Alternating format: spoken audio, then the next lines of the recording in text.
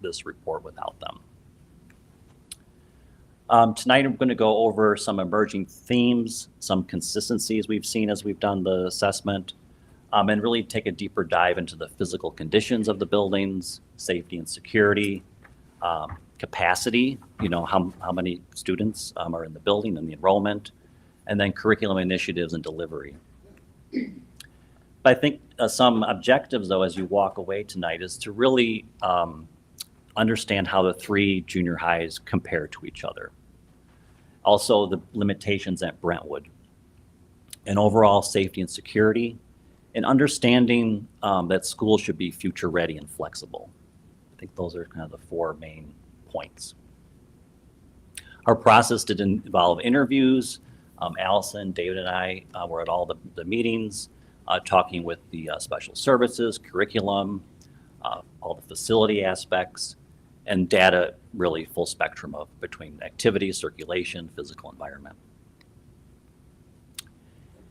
So kind of overarching themes here is looking at equitable experience and welcoming to all.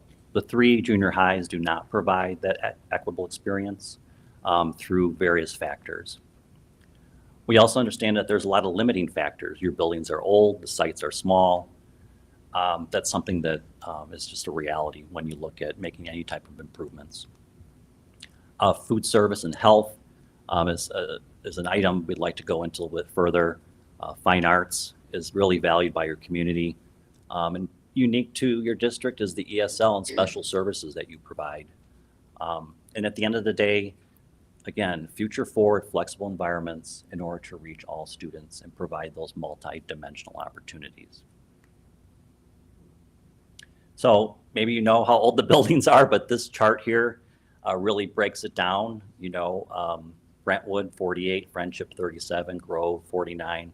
And really what this is demonstrating is that over the years, the buildings have been added on. But as you know, or maybe you'll see, is that there really has not been a master plan or comprehensive way to envision these buildings. It was, hey, we need some more rooms, put them on. We need to make this into a art room, do it. And I think it's really about creating that master vision, which is really, to some extent, where this is leading to, as you start to think about your buildings in the future. A rubric was developed. So there are 9 categories. And within those categories, we looked at many different factors that go into designing a building. And those factors, within those, there's a rating from 1 to 5. 1 being the poorest, 5 being the ideal. 5 would be if you were to do a new building. 1, 2, 3, those are areas that are in need of improvement or could be in need of improvement. So within that, looking at an ideal building would be in the 90%. Okay, if you were to renovate and re-envision a school or build a new one, that would be the range, like 90 to 100. So the 4 buildings that we looked at here, you're around 60%. Okay, it's not to say that they don't function or that the students can't go there. It's just that there's a lot of areas that are not providing that modern experience. Okay, which it could be. And those are all in the report if you kind of break. I'm not going to go through each one. So looking at the 3 junior highs, in each of them, the libraries are at the center of the building. So that's a good thing. And the classrooms are grouped by grade, which is also a good thing. The library at Friendship is also being used. Students kind of spill over from the cafeteria into that space. And that's just demonstrating a deficiency in the capacity of the cafeteria. ADA, at Grove, there are areas of the building that are not accessible, so that would need to be changed. And just generally, corridors at Grove, there's some pinch points and some supervision issues there. And just overall, looking at accessibility for all students, we really like to look at the buildings kind of holistically. We feel like there's some other ADA challenges there that we should address as a broad scope. And this is where we get into consistency. Classroom environments are not consistent. So classroom to classroom, there's different outfittings, different sizes, different places where there's the marker board, different configurations. And I think that some schools at Friendship, you have consistent size rooms, but they're on the smaller side, okay? So that would be, looking across the whole district, that would be something we want to look at further, is how to create that consistency. If you think about students or teachers, if they move between rooms, you don't want them to feel different. You want them to kind of have this branded approach to your district. Daylight, odors, there's some concerns at Friendship. Obviously, most of the classrooms do not have windows. Actually, most of the spaces do not have windows. So it's a deficiency relative to the other schools, which have more access to natural light and daylight, natural views. Flooring finishes, they're a little bit better at homes. But again, this is something that when you're in your space for 9 hours a day, how it's outfitted, how it feels, the color, the texture, all goes towards a sense of value for the people that go to those buildings. AV, electrical access, again, is not standardized. Classrooms, some have outlets on one wall. The AV, in some cases, is, pointing at this, the wall that doesn't have a screen, things like that. That just, I think, looking at, again, creating that master plan, master vision would help. Okay.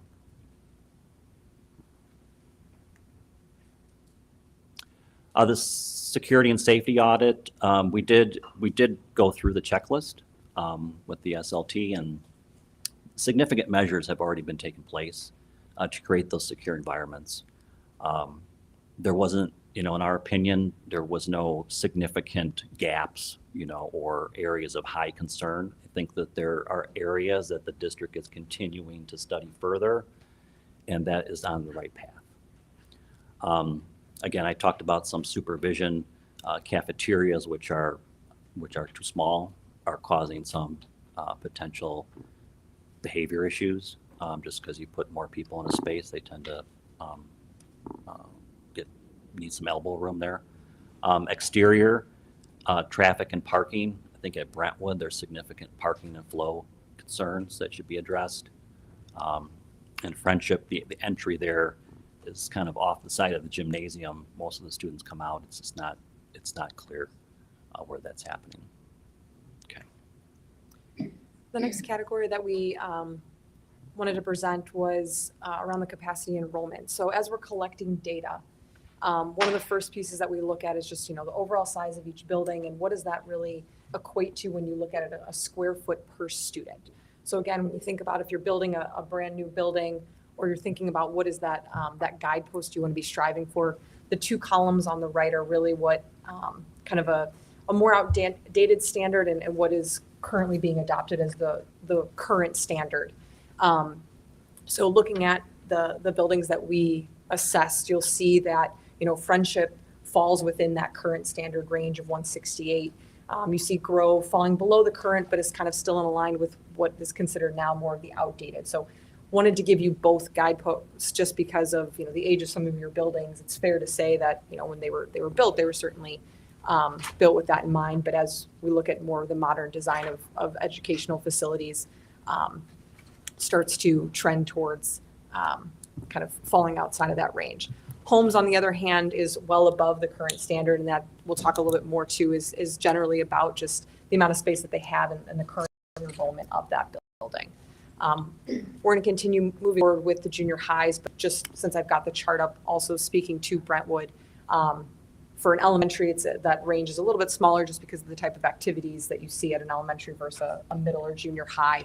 But again, falling kind of in between that gap of the standards of a general. But the Brentwood is not taking into account the students that are currently being accounted for in other facilities. So that's just based on the number of students that are currently within that facility. Next couple slides are just going to kind of deal around capacity, and there's obviously a lot more breakdown in the full report, but just kind of at a high level, we look at capacity in a lot of different ways.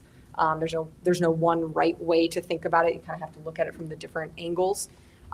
So the three that I've listed up on the board, the first is instructional capacity. This is thinking about each individual space and the approximate square foot per student you would want for that type of environment. So a general education Classroom, you want about 35 square feet per student in order to be able to deliver the type of curriculum you're going to see in that environment. An art room, on the other hand, you'd look at more of a 50 square foot per student. That's just because, again, you've got more people moving around, more hands-on activities, more equipment, all of that types of thing. Desired capacity is looking at kind of from the district's perspective, targeting about 22 students per classroom, just for that student to teacher ratio. That desired capacity at the junior high level is then there's a utilization rate that is applied, and that's by looking at your master schedule, seeing how many periods per day each classroom, each teaching station is used, and applying that to the capacity, knowing that teachers have to have time for planning, for prep, those types of things. You want to make sure we factor that in.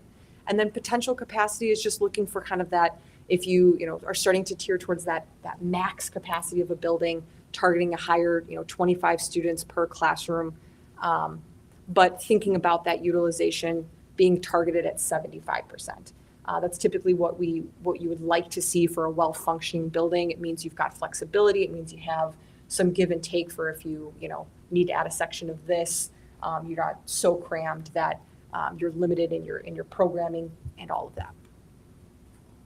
So when we look at kind of where that lands for the junior highs, what we really wanted to talk first about is that ratio of enrollment to potential capacity. So you'll see the potential capacities for each building. And kind of the target of where you want to fall is about 75%. Again, that's being able to account for flexibility. That's being able to account for students that may enroll mid-year.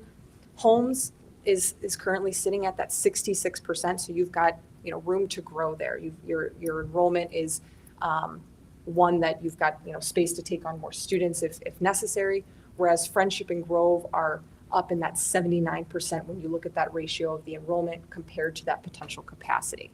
And again, what that means is the experience at homes is going to be different. You've got the ability to spread out more, to have some smaller class sizes, that more intimate student to teacher ratio.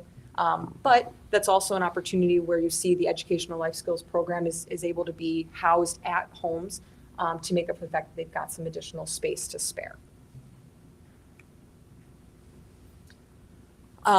Thinking about that square foot per student that we talked about. So part of our process was to go meet with each building, understand the master schedule, kind of map it out, see how each of those classrooms was being used throughout the day. And just wanted to put up on the board kind of those key points where you're looking at that square foot per student for not only the current enrolled, so just thinking about that was that first chart, but then looking at it with the desired capacity and what would be that instructional capacity. So wanted to highlight this because the instructional capacity is the one in which you're looking at the size of the classroom and thinking about the actual square footage of each individual space and applying what we call an assignable square foot. So as I mentioned before, a general teaching station, you're gonna have you want about 35 square feet per student in order for you to kind of each student to have the right experience, have flexibility within the classroom. So you start to see Friendship and Grove drop lower in that square foot per student when you take into account that instructional capacity. And what that tells us is that the spaces, for just a general math class or maybe for art, they're just smaller than what the experience might be at home. So that's not a matter of the number of students per se, but it's based on just the size of spaces available. So if you went into a classroom at Friendship at 111 square foot per student, you immediately sense that the room is too small, basically. Okay. So when you look at capacity and enrollment, comparing kind of what Allison had just mentioned. Sorry, that was me. Go ahead. Yeah. The chart you see then is kind of the top half of that summary. So it starts to look at, we highlighted in sort of a heat map type way. So where you see things highlighted in red, those are individual spaces that are kind of falling below that standard that you would strive for. So if we're just looking at the top portion where we're just looking at classrooms. As Mike said, Friendship generally has, classrooms that are more consistent at about 870 square feet, plus or minus. There's a little bit of a range. But that's within our target. We want to strive for about 850 to 950 square feet for a general classroom. But when we go across to look at Grove, you see more classrooms that are at 630 square feet. You've got some other ones that are at 710, 800. So not only are you seeing kind of a range within an individual building, but when you look at the three buildings side by side, you start to see where, Grove has some smaller class sizes, just not class sizes, but size of the square footage of. Other things to note at Friendship and Grove, there are some science classrooms, mainly for maybe our sixth graders, that are being taught out of general, just a regular grade level classroom. So those are much smaller, limits the flexibility, the types of experiments and labs that they would want to accomplish in those environments. So taking a little closer look at some of the components of a school, cafeterias are undersized at Friendship and Grove, based on what kind of Allison talked about, the guidelines and standards, and also from the interviews with the people that actually run the spaces. At Homes, it is the right size, but in general, the proportionality of the number of students to the size of the cafeteria is not right. Okay, all the spaces do not have food serveries. They do have carts and things that serve the food, but it's not a food servery. And the queuing in many cases is down the hall. It's not in the room itself. Deliveries generally are kind of at a back door. There's not enough storage. There's no real prep, and it really does inhibit the choice of food that students have, and just generally it kind of gives the impression of not really putting a value on the food that's being served and the people that make the food. So we feel that this is a deficiency kind of across the board. Gyms are adequate in size. However, Grove and Homes do need more teaching stations or program spaces, so it is deficient in those.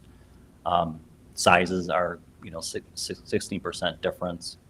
And we heard the need for these whole school assemblies where you can bring the whole student body into one space. And gymnasium is a good place to do that, with the bleachers. And currently, the size is limited, you can't do that, but I think that's an opportunity there if we can increase the bleacher capacity. Music teaching stations are undersized and do not support the need for practice rooms, instrument storage, for full rehearsals at Grove and Homes. Friendship does have the auditorium, which is a huge inequity. Friendship does have the auditorium and stage, where there's only a stage at Grove, but there's no stage at Homes.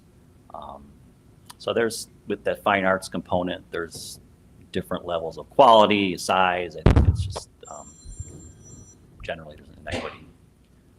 Kind of back to what I talked about before, the classrooms, furniture that kind of support instructional aids, inconsistent. And one school there, the Friendship takes the special ed program. So looking at Brentwood here quickly, talking a little bit more about that utilization. So as the board I know is aware, when we were calculating our capacities, we were taking into account the fact that there are more mobile classrooms currently on site. However, when we looked at that ratio of enrollment to potential capacity, we did calculate the potential capacity without those mobiles, knowing that those need to go away per the village. We took that out of the calculation just to help give a clearer picture. But with that in mind, you're then seeing that the capacity of the building is up at that 81%. So as you have students that might move into the district throughout the year, or enroll at a later time, you're limiting on what you have available. The other thing that number doesn't fully paint the picture of is the fact that with some of your dual language programs, you aren't necessarily going to hit that 22 or 25 student mark that we talked about for desired and potential. For our dual language programs, we're keeping those class sizes at a lower percentage because of the type of program that it is. And so that'll, again, further show that that building is really at its capacity and continue to exacerbate the limited square foot per student, which is just, for small group interventions or for flexibility, for, collaboration, all of those. And then additionally, with the calculations that we were running, it doesn't then account for the fact that right now you have some of those dual language programs that are being sent to other buildings because they just don't have the space here at Brentwood. Yes, I think that's always the question is how do you bring those programs back and also accommodate the ESL needs within really a fixed footprint there. As well, the gym is undersized. Really the need for a second gym space is there.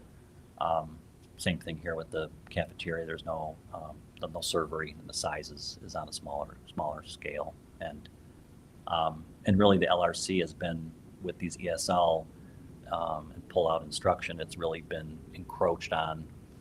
Probably a third of it has been taken up by small group spaces, which takes away from STEM opportunities,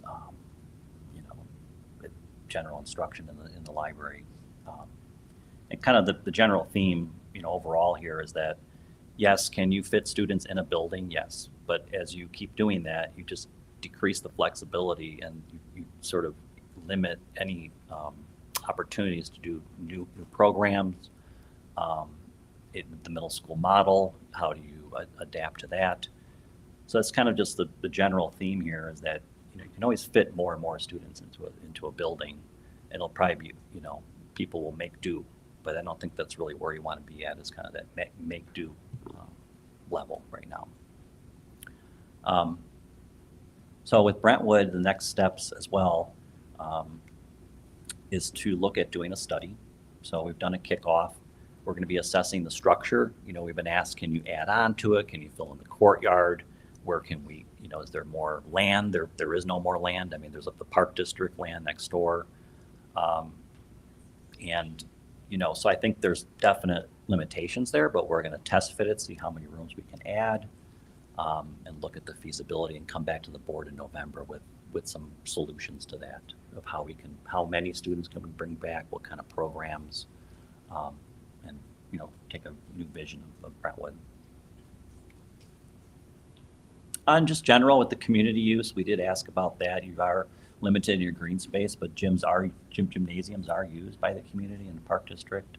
Brentwood has a tremendous PTO that does activities, and there's really a potential actually as you start to think outside the box of how can the community come in and use the library and the multi-purpose rooms and auditorium even more so than they might be now. So some future forward ideas. So with that, open it up for questions. Go right ahead. I want to thank you so much for this comprehensive report that we got. And I also appreciated too the appendices with the principal interviews, kind of streamlined, I think, the priorities for the building. So I want to thank you for that. My focus, I guess, is going to be on Brentwood tonight because I think that we as a board need to sort of clarify our opinions and start moving. So I know that you said you're going to come back in November and talk about space and where could possibly add-ons happen, right? So I won't hold your feet to the fire on this, but do you anticipate that we could build where the current portables are? In that kind of space there, I think so. Yeah, you could do an addition there, but again, you're right up against the property line, so we'd have to go, through like a zoning process and make sure that it meets all the zoning requirements for parking. And as you add on to buildings, you got to add more parking and detention. So I would gather that it would be feasible. Yeah, I think one of the largest challenges to that is, it's certainly a buildable area, but to expand upon what Mike is saying is that there's with any point when you add permeable space, when you add additions, the village is then going to look for stormwater detention and some other things to be also accommodated. And with the size of that site, that is a potential limiting factor is where does that go? There's opportunities for underground storage, there's certainly other solutions, but it all comes at a cost as well. So that'll be part of the study, is to kind of start to look at all of those different conditions and be able to present, you know, pros and cons and different strategies. Yeah, because it's not just that room, it's all the other things, you know, all the support spaces and the cafeteria, now the gym, which is already too small, now it's even more concerned that you maybe have to add a gym. So I think it's just, is there always room to add a couple more classrooms? Yes, but it's all the other stuff that kind of the back fills it. In terms of timeline, how does that sort of affect things? In terms of like figuring out zoning and permitting and all of those things, how long does that process take? Or is there an average? Well, I think that some of the earlier things, like getting direction from the board on whether we even want to pursue something like this, budgeting, you know, kind of this sort of initial study, let's say, which is what we're starting.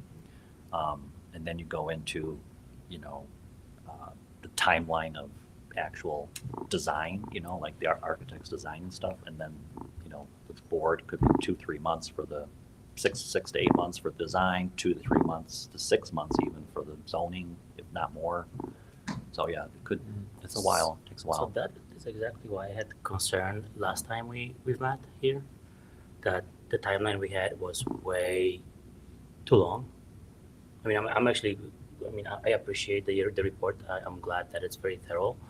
But I think I'm not sure why the focus wasn't flipped. Let's focus on Brentwood, because we all know it's an immediate need. That's something that should have been like the very first thing. And not to put your feet to the fire, you might not be the one making decisions. But I mean, for me, that would be the very first thing, because no matter what, we know we need to do something with it. Junior highs, yes, that's the next steps. I would organize it to get the immediate need first, so that we have a chance at making the only time that we can do any major projects around school is basically summer, right? I mean, the timeline you just outlined, definitely a year, right? And I'm no surprise from my end. Right. But this means we need to know what we're doing now, so we can have we can get the architect right now, get working on it. In December, we can have a plans that we can now say, yes, fine, let's go contract it. And then find a contractor within the 3 months, negotiate, get any variances, and then start in the summer. I mean, that is already tight, very tight, that timeline for me, right? So Yeah. I think that we need to prioritize. I mean, if there is things that we can say, you know what, we don't need to worry about something because we know, that's fine. Let's get back to it later. Let's get how can we get started as quickly as possible. So I really think we're already 2 months behind. Let me ask a question. With Grove, for example, was built in 1960, meaning that they probably were planning on building Grove sometime in the 50s. And when they were thinking of building Grove, they were building a school to accommodate the kids in 1960, right? New schools that are being built now, brand new schools, what do they have that our schools don't? If we were to knock down Grove, or we were to knock down Brentwood and build a brand new facility from the space up, I know we talked about windows and ADA accessibility, et cetera.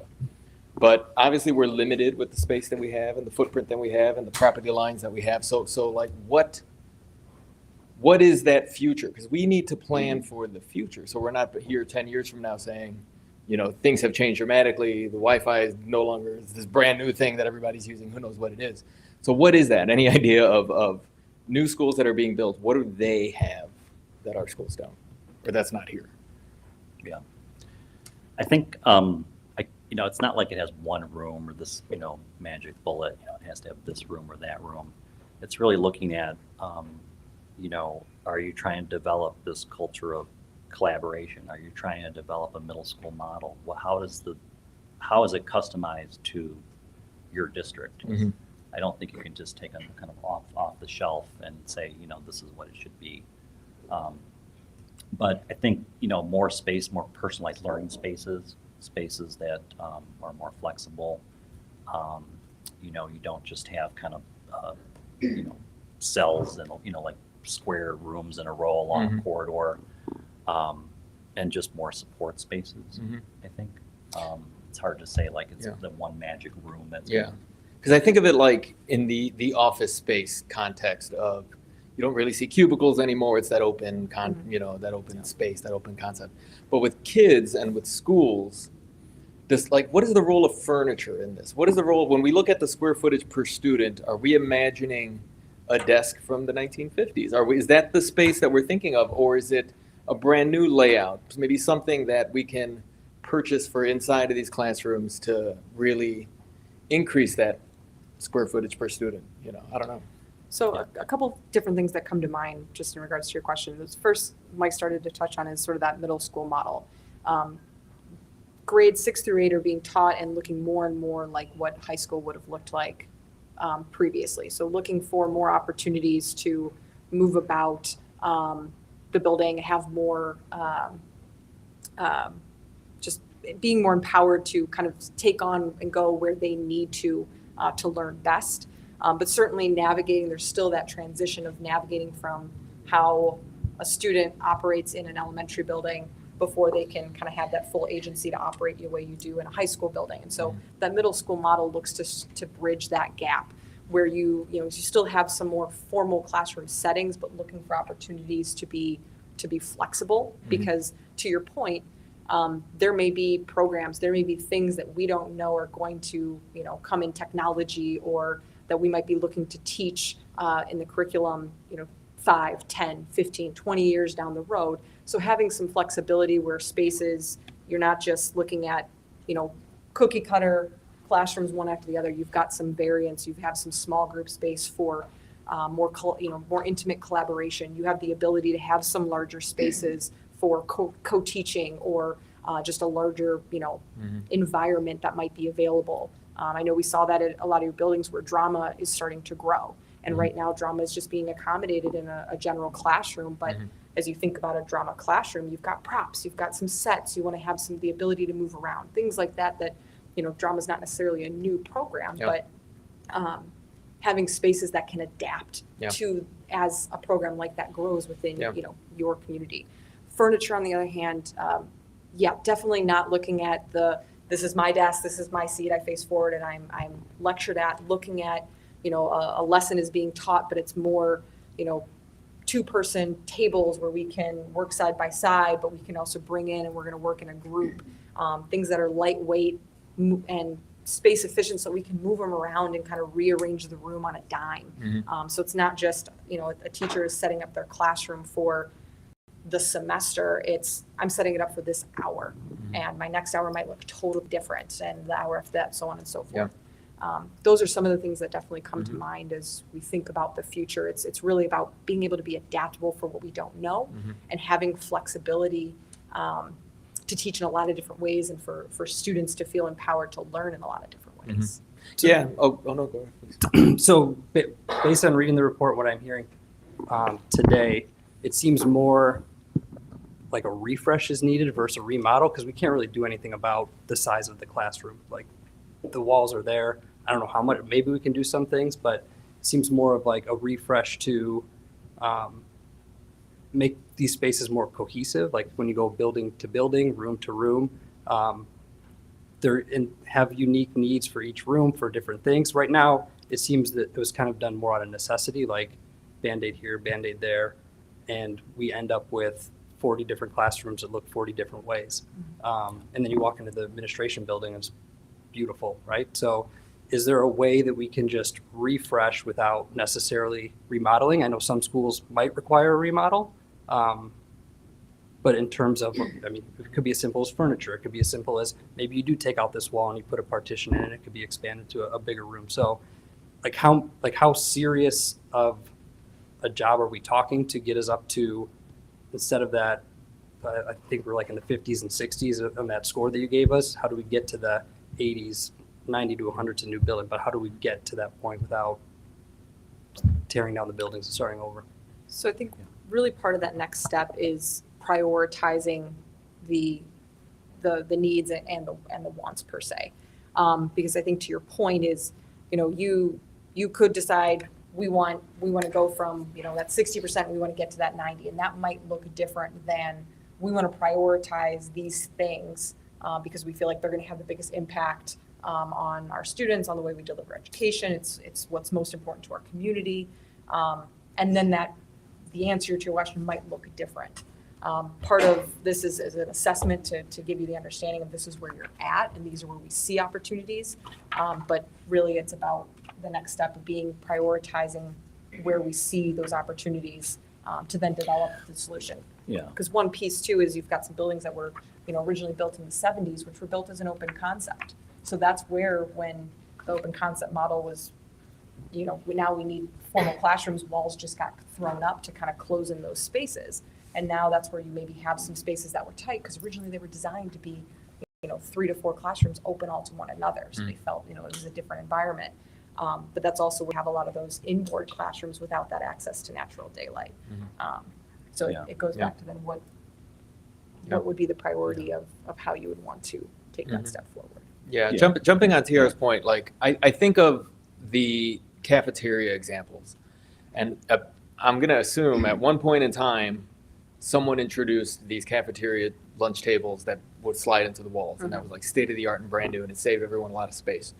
So I don't know if there's something like that we're just not seeing that could not necessarily solve all of our problems, but aid in kind of adding some relief to the the space issues in our schools, just kind of redoing the old school format of how these classrooms look. I think, yeah. I spent the whole day today reading the book from Wold Architectural, and it was easy reading, a lot of reading, but easy reading. And as I was reading and going through, I was marking off all the things that I thought were good things for us to do and things that we didn't need and so forth. I would recommend that each of you on the board read it. It's not that difficult. And as you're going through, mark off the things that you think we should do, because that's exactly what we're talking about right now. And unless you don't read the book and see all the things that we can do or don't want to do, you won't know. Right, and I would say one It's an step beyond that excellent is the interviews with the principals and so forth. When you read through those, we see needs that are developing. And specifically, so there's this sort of standard of square footage, right? Yeah. But at Brentwood, we know we have a large newcomer community. We have a lot of need for intervention spaces. That may be more than the typical brand new school, right? So are we able to say, as we go through this process, do we design for sort of what is the needs of that school? And it may not, Yeah. to what degree are we doing a cookie cutter modern, trying to get things as modern as possible? And to what degree are we addressing the needs that we have specific, right? Yeah, you start with kind of a baseline standard, right? And customize it, based on your programmatic needs. If you have higher needs for intervention or ESL, or you provide additional 4 or 5 classrooms, if you will, or smaller classrooms, then those need to be put into place, right? And certainly, you can't just tear the building down and start over, but are there strategic ways to accomplish these things? If I have another day Yeah. when I can devote it to something else, I'm going to go through the book again and mark down everything that I wrote that I thought we should look at, because really it's excellent, and I wish that you'd read it. It's really good. You'll get good ideas. You got it. Yeah. So I think what would be helpful this was the preliminary step for the 3 junior highs, and then we got one out of our remaining elementary schools that still have not had this process. But I think what we're looking at for the 3 junior highs, and maybe what you could speak to, is how do we get to this next phase of the prioritization? Because I think every single person here, probably every single person in the audience, is going to have a different opinion on what they would want to do first to improve upon our schools. And so what does that next process look like to where we move from the fact finding, which was this, Yeah. to the actual solutions and possibilities? And just one thing that I would also add, as we're talking about the solutions, like when I ever do any project or consulting, what would be the importance, impact, and what would be the difficulty in implementation of a given solution? I mean, I'd love to see what is the future thing. I'd love to see what is the necessary thing. I'd love to see what can we get away with, right? But definitely at the same time, the impact, the difficulty, the Yeah. amount of effort you need to put in, the resources. Yeah, certainly, I mean, resources. Some of the things are just are finite. standard things that we just haven't put in certain schools. And some of them are not really expensive, so we can actually do it. And some of them we will have to put off until a later date. Yeah. So we just have to decide. I think in order to prioritize, you really need to put together a stakeholders group that has multiple voices. So you have, certainly we've talked with the people that are boots on the ground, the principals, folks that really know the inside and out of the building. We have yourselves here that are touchstone for the community, as well as broader audience, whether they be, parents or educators. I think that's where you have to give some thought to who do you want to have input into making some of the decisions even about whether we do things or not, and what is a higher priority. If the higher, and certainly we all within a budget. I don't think that budgets are unlimited. I think that's really the next step, because there's a lot of information. And we talked about, do you want to transform these buildings into a middle school model? Well, that's kind of a big decision. And is that really your priority? Is it just to modernize? Maybe that's not enough. So again, we're here to help you with the process. We can kind of outline that a little bit more, but it really is a community engagement, even as a little further down the road. But I think developing those core stakeholders it's, we're not going to pick the people that would be part of that, but we can help you. Yeah. I think that would be the next step. Yeah. The question for maybe Tom. Historically, the Friendship Homes and Grove, they've always been junior highs, or has one building been converted into a junior high? I think historically we've always named them junior highs. I think we've implemented middle school type processes, but I don't know that we've ever committed one way or another, at least in my experience. Mm-hmm. No, I think one of the things that stuck out too is the cafeteria example, the size, kids lining up in the halls, carts being rolled in to distribute food, those little things. And just taking that and using it in the science room example. Do we have enough space for supplies? Are supplies being rolled in? We have mobile units because art and music were on a cart before and they were being rolled in. So it's the ADA issues with sinks being too tall or toilets not being accessible, or those kind of things where when we talk stakeholders, when we talk Brentwood, these families, hopefully they are watching today, but they're able to get to learn about what's there, of seeing kind of the impacts that are being identified here.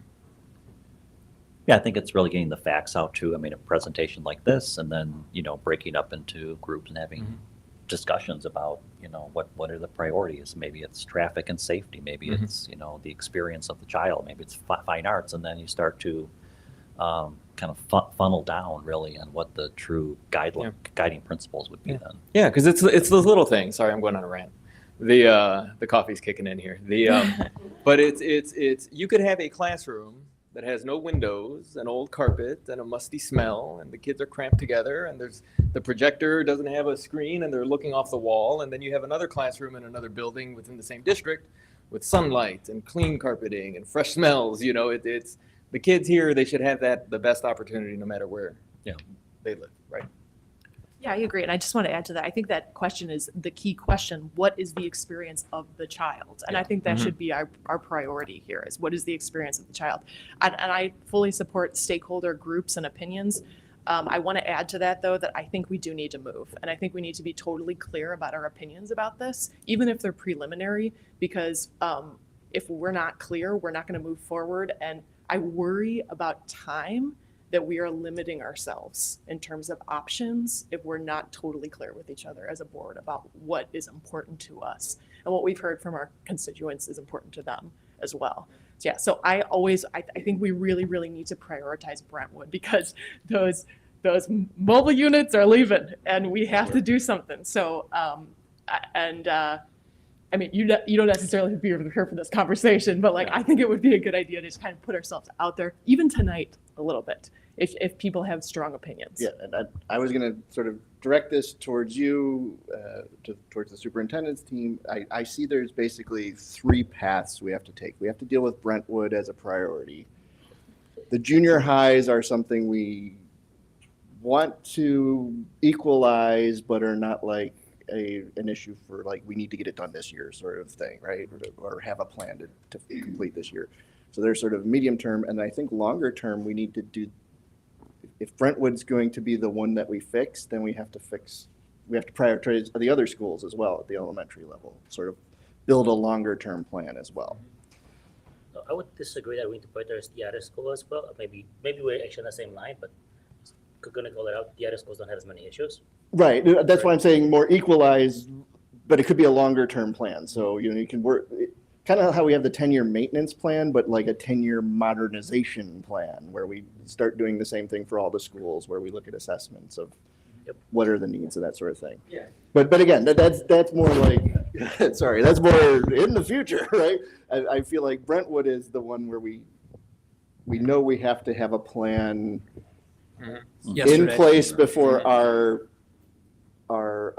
permit for the portables goes away, right? Yes, I would say we maybe have a couple that are very close behind though as well, that No, we need to that- be keeping eyes on. Yes, I would say that it's not, but they're not currently at the same level of need. I think the other piece too, and I really appreciate what you said, Sarah, is that we need to be having these conversations like yesterday. So whatever decisions or thoughts we have about Brentwood, we have to understand also the impact on the other schools, because there's domino effects that are created. So, when we move kids from one school, then now we have portables over at Frost. We have empty classrooms over at Devonshire as a result of some of those moves. If we're looking at combinations of solutions for Brentwood, which is, I'm guessing is the most likely, long-term solution that we're going to be looking at, because just getting 2 more classrooms is not going to probably cut it, then I think we need to look a little bit more holistically, which I know takes a little bit more time, but it would be really short-sighted of this board to make a decision on one school and take us down a path really immediately, and then now we're, dealing with another issue the year following that. So however we can expedite looking holistically, I think is what I would encourage. And again, if we want to move next steps with community engagement around junior highs, I just need the board to authorize us to go ahead and move forward with soliciting that expertise to do that process. So that would be one step over here. Again, I don't think that's super urgent. We have the data, and now we can start thinking about possibilities. In terms of Brentwood, we are already engaged in bringing back those solutions so we could see what is feasible for all options. That was the direction that we kind of got over the summer was, okay, let's not rule any options out. Let's have all of those brought back, but then what's gained, what's not gained through each of those solutions. And it may be a multi-phase process in order to get us to our exact ends. But at least what can we do for next year that knowing that we're losing those mobiles. I think Brentwood is also a good opportunity to, yes, we have the immediate problem, but we can also use it if we want a consistent look and feel to the other schools. It's a good jumping off place to at least get into those conversations and make sure that what we're doing there, we would be comfortable hopefully applying district-wide. Yeah, because now we have a report from a third party that went into our schools and interviewed staff and interviewed principals and gave us scores, and Brentwood received 0s on a number of items. So it'd be shame on us to get this information and then just kind of put it aside and wait. So obviously, yes, we need to do something about it.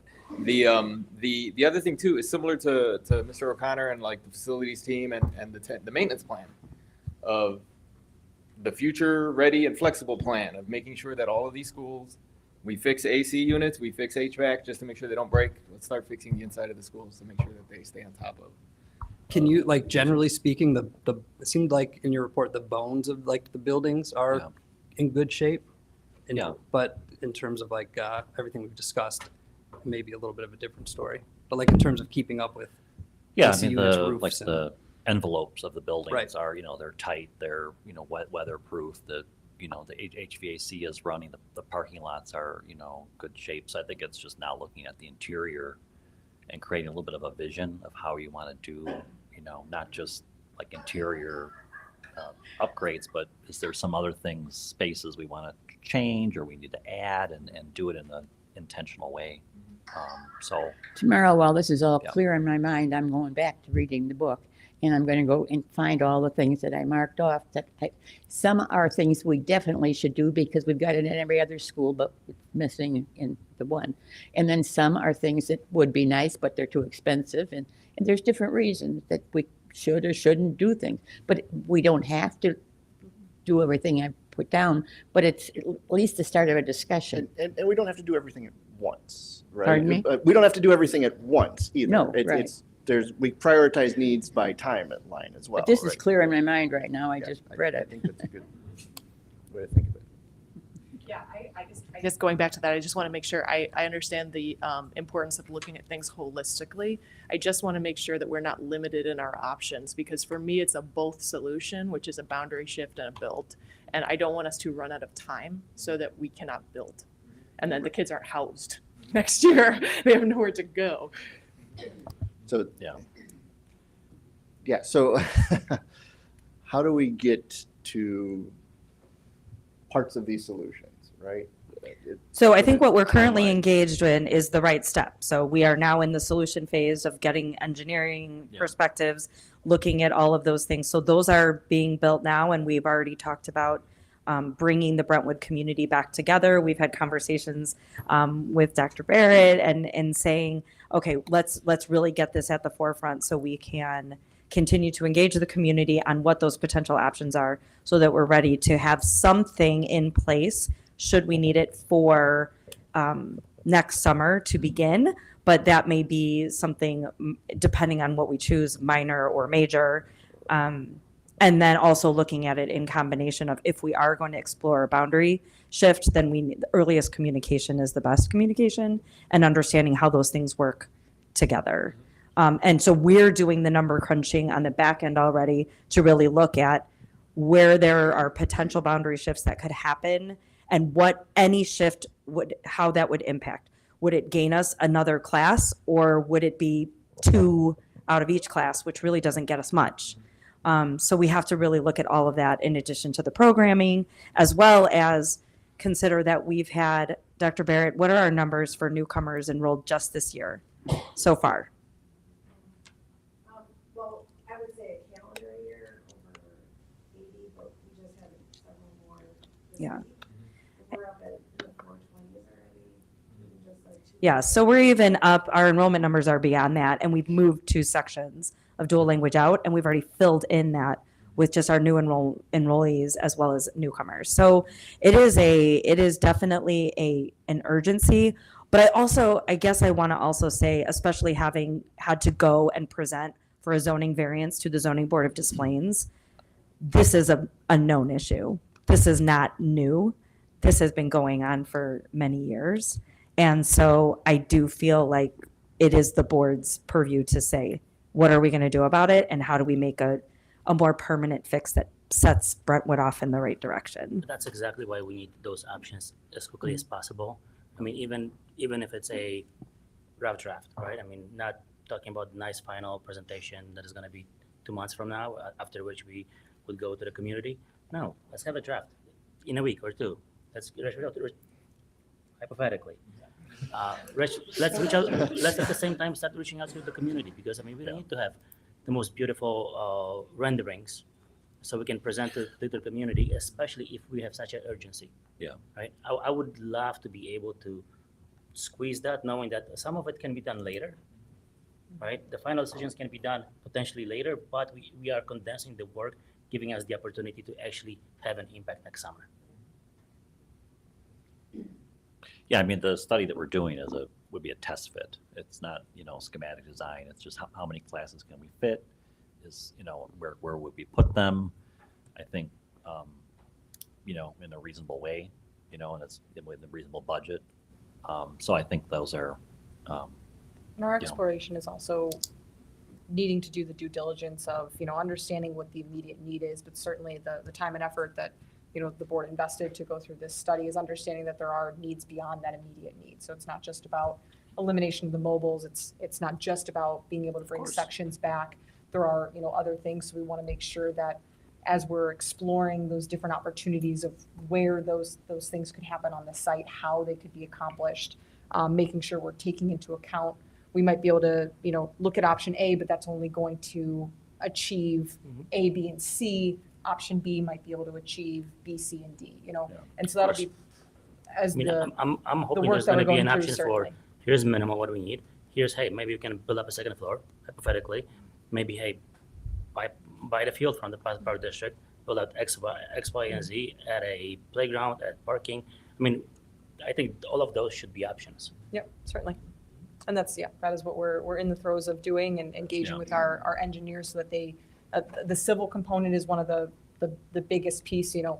being able to, we're gonna have to put HVAC, we know that's gonna have to come. That's, we're not looking to necessarily borrow from being able to utilize whatever's existing. We know that stuff. It's the, what is the structural and the civil aspect of where can we build? And then it's understanding, as we talked about earlier with the impacts with the village on stormwater of just available site area.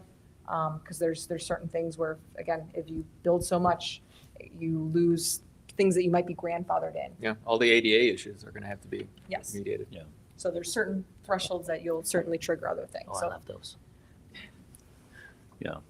And the property next door, I don't think we can count on that, buying that or what have you. I think that's kind of a wish list thing, I don't know. I think we just have to leave that aside.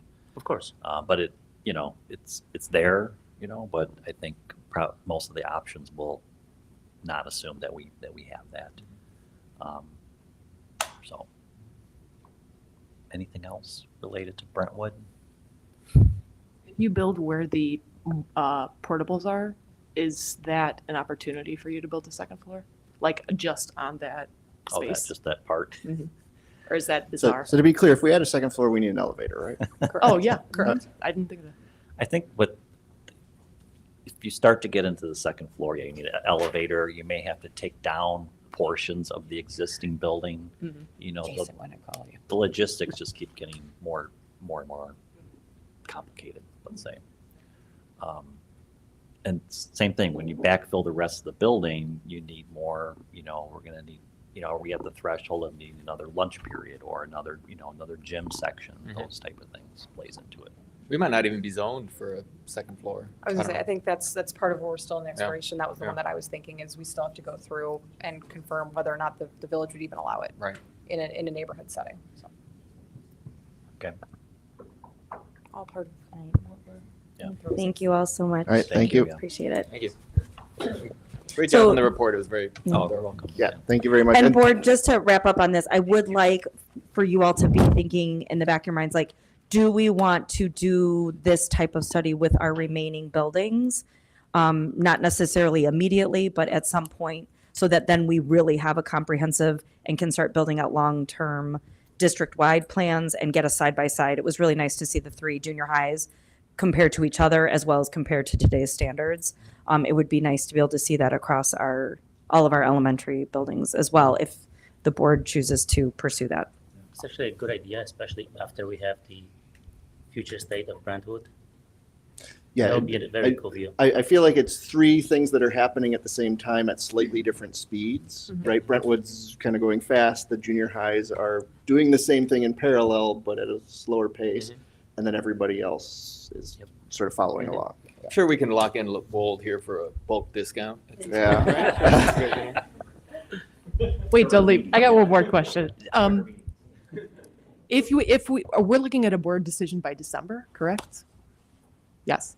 If we decide in December and we decide to build as a portion of our plan, how likely is that the building will be done before the start of school next year?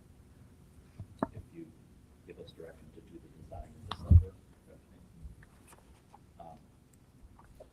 to get it built is fairly difficult. Yeah, I mean, just the time to, assuming it's a modest addition, if that's what the assumption is, you're probably looking at still a 3 to 6 month design time, just, to get all of the documents prepared to go out to bid.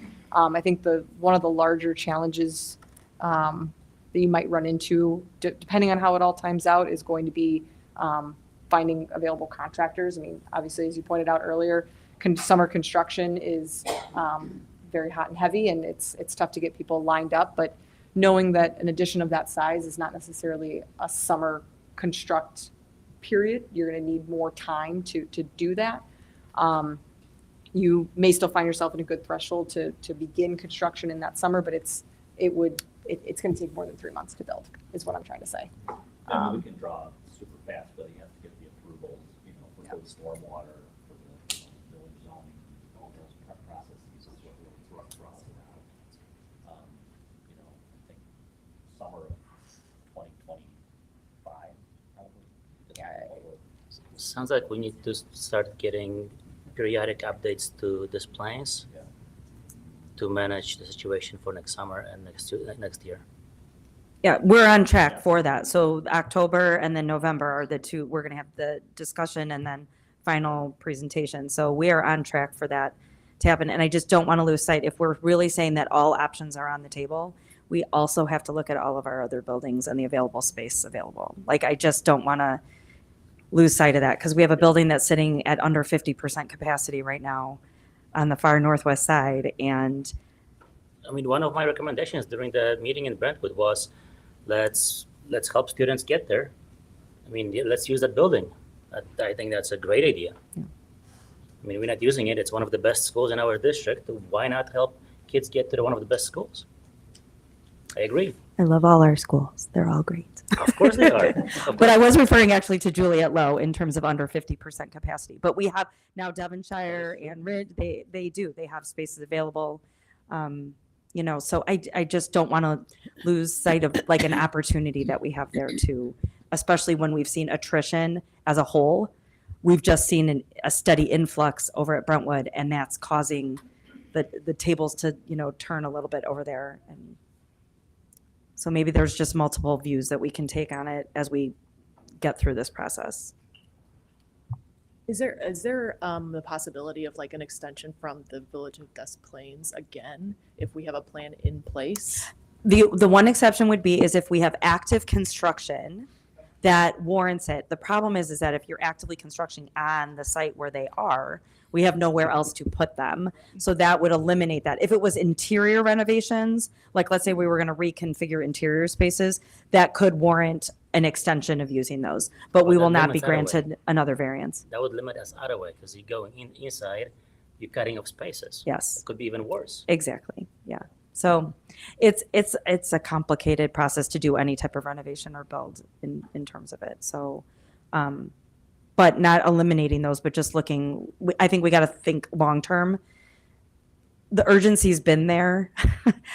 So I know we're feeling that, but I think if we're smart and do it for the long term, I think it'll come out with a better solution. Yeah, I agree. I want to make sure if we're doing a boundary shift, I think this is my opinion. I think the best way to do that is incrementally. I don't think a Band-Aid rip is good for kids. No. So I'm worried about the timeline here again. And I want to make sure that it goes back to that question you said, what's the experience of the child, right? So we want to keep them at the forefront here. And if we can, the faster we can get to people showing their cards and figuring out what we're going to do here as a board, I think the better. All right, thank you. Thank you. So we move on to 4.0. Comments and suggestions from the public. I have Michelle Notini, if you don't mind walking up while I read my little thing, once I find it.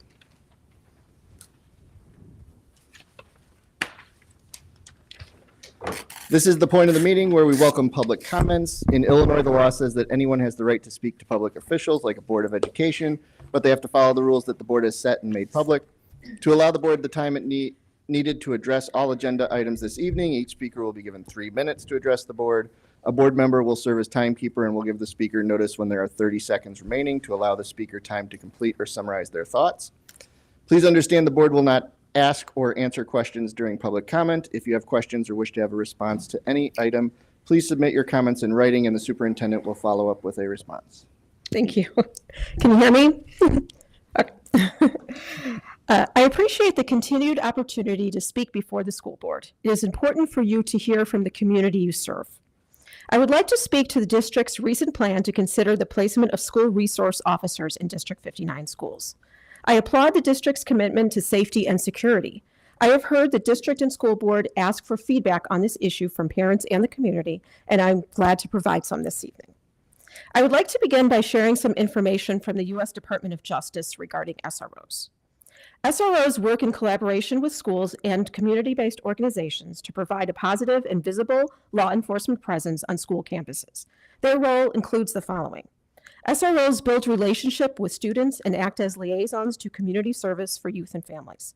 SROs teach students about crime prevention and safety, drug awareness, conflict resolution, and other topics related to law enforcement and the legal system. SROs develop and implement emergency preparedness policies, including comprehensive school safety plans, and coordinate with first responders in an emergency. SROs are integral members of a school threat assessment team. Lastly, SROs address crime and disorder in and around school campus.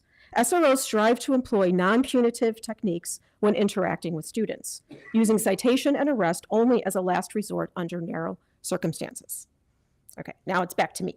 Okay, our district can surely benefit from the presence of SROs, especially in the current environment where teachers are often encouraged to do whatever they can to keep students in class and out of the office.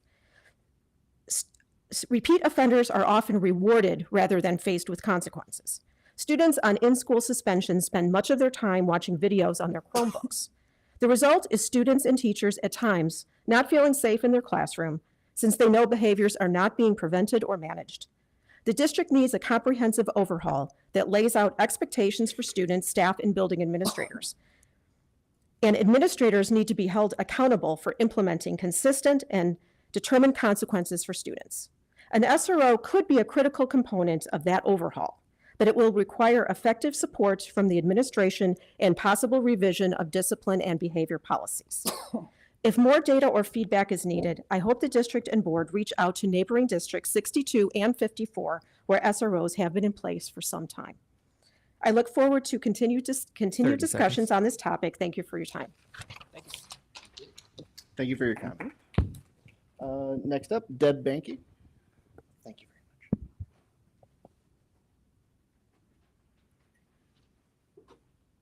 much. Hello. I really hadn't planned, even though my name's down, I didn't have anything written out. But I just wanted to talk on the presentation from WOLD this evening. Redistricting the boundaries is an option, and you really should explore it. I know you mentioned about not ripping the Band-Aid off, but that was what was going to happen with the grade level centers. I think we need to do it and do it as soon as possible for next year. The information is there from the task force meeting last year, August 22nd. The boundary lines are there. It gets all the schools within the green.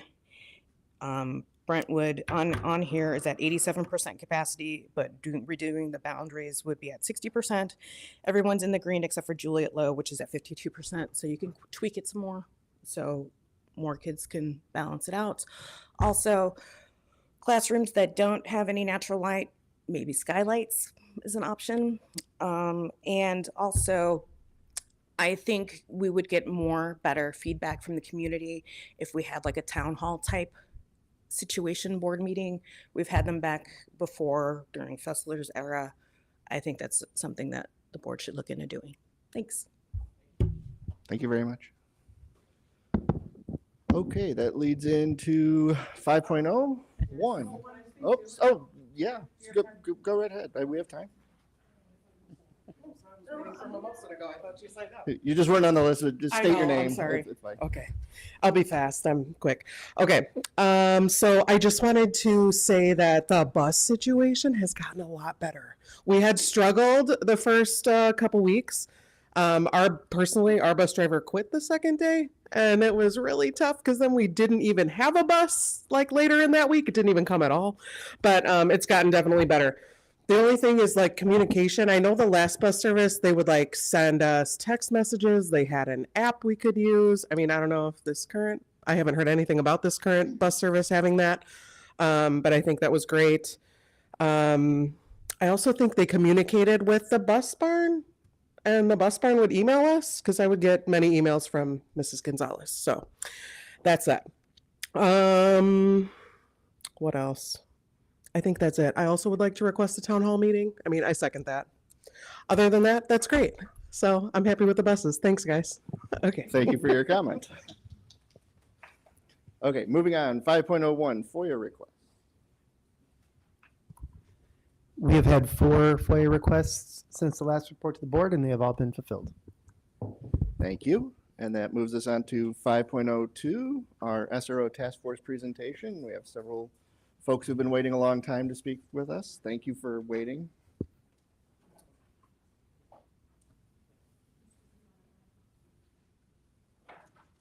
Officers, just make sure the little light is green when you.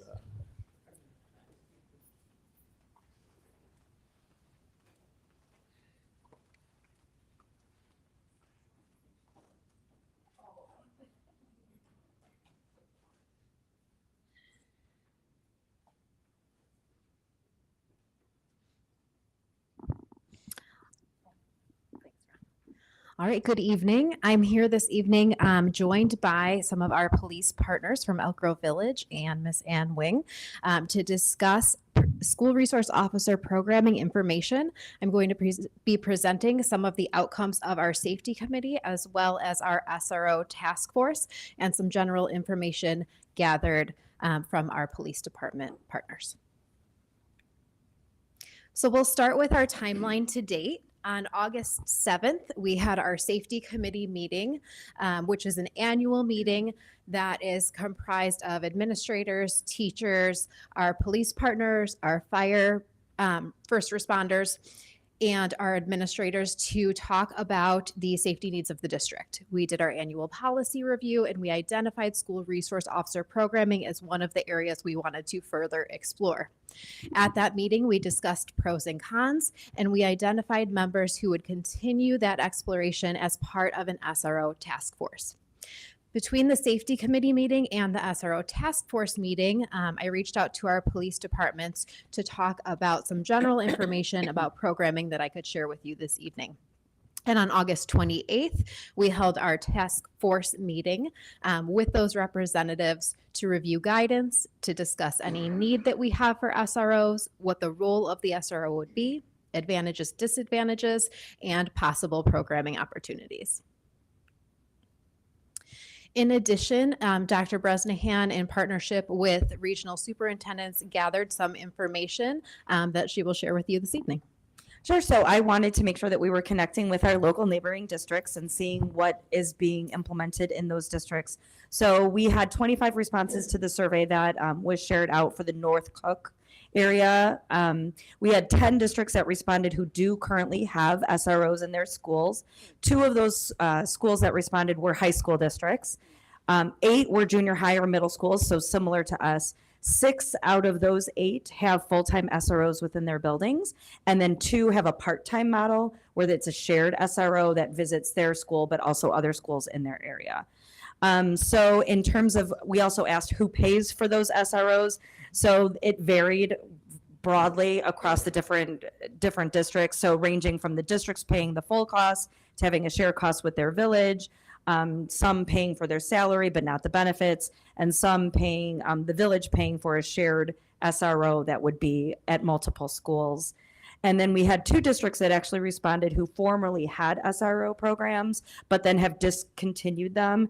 One shifted to replace those with more social workers in their schools, and then one created a stakeholder team committee to review it and then determined that they had concerns over policing their students. And then the remainders who didn't have current SRO programs really responded that they did not see that as a need, that their current partnerships with their police forces were adequate to serve their school's needs. Thank you. So I'm going to start off with the same guidance that we reviewed at our SRO task force. So again, we had police representation from our municipalities, administrative representation, and teacher representation there. We really looked at 3 main resources for our guidance review. The first was joint guidance from the National Association of School Resource Officers and several educational organizations, secondary school principals, elementary school principals, counselors, psychologists, and social workers. And that guidance really takes a stance that schools are required to balance physical safety with psychological safety. And so they talk about a multi-tiered system of approach that integrates services for academic, behavioral, social, emotional, and mental health needs, and partnerships with emergency preparedness with their first responders. So that reports that school resource officers are an important role, but that role requires specialized training, supportive approaches, and a focus on educating students and serving as a role model.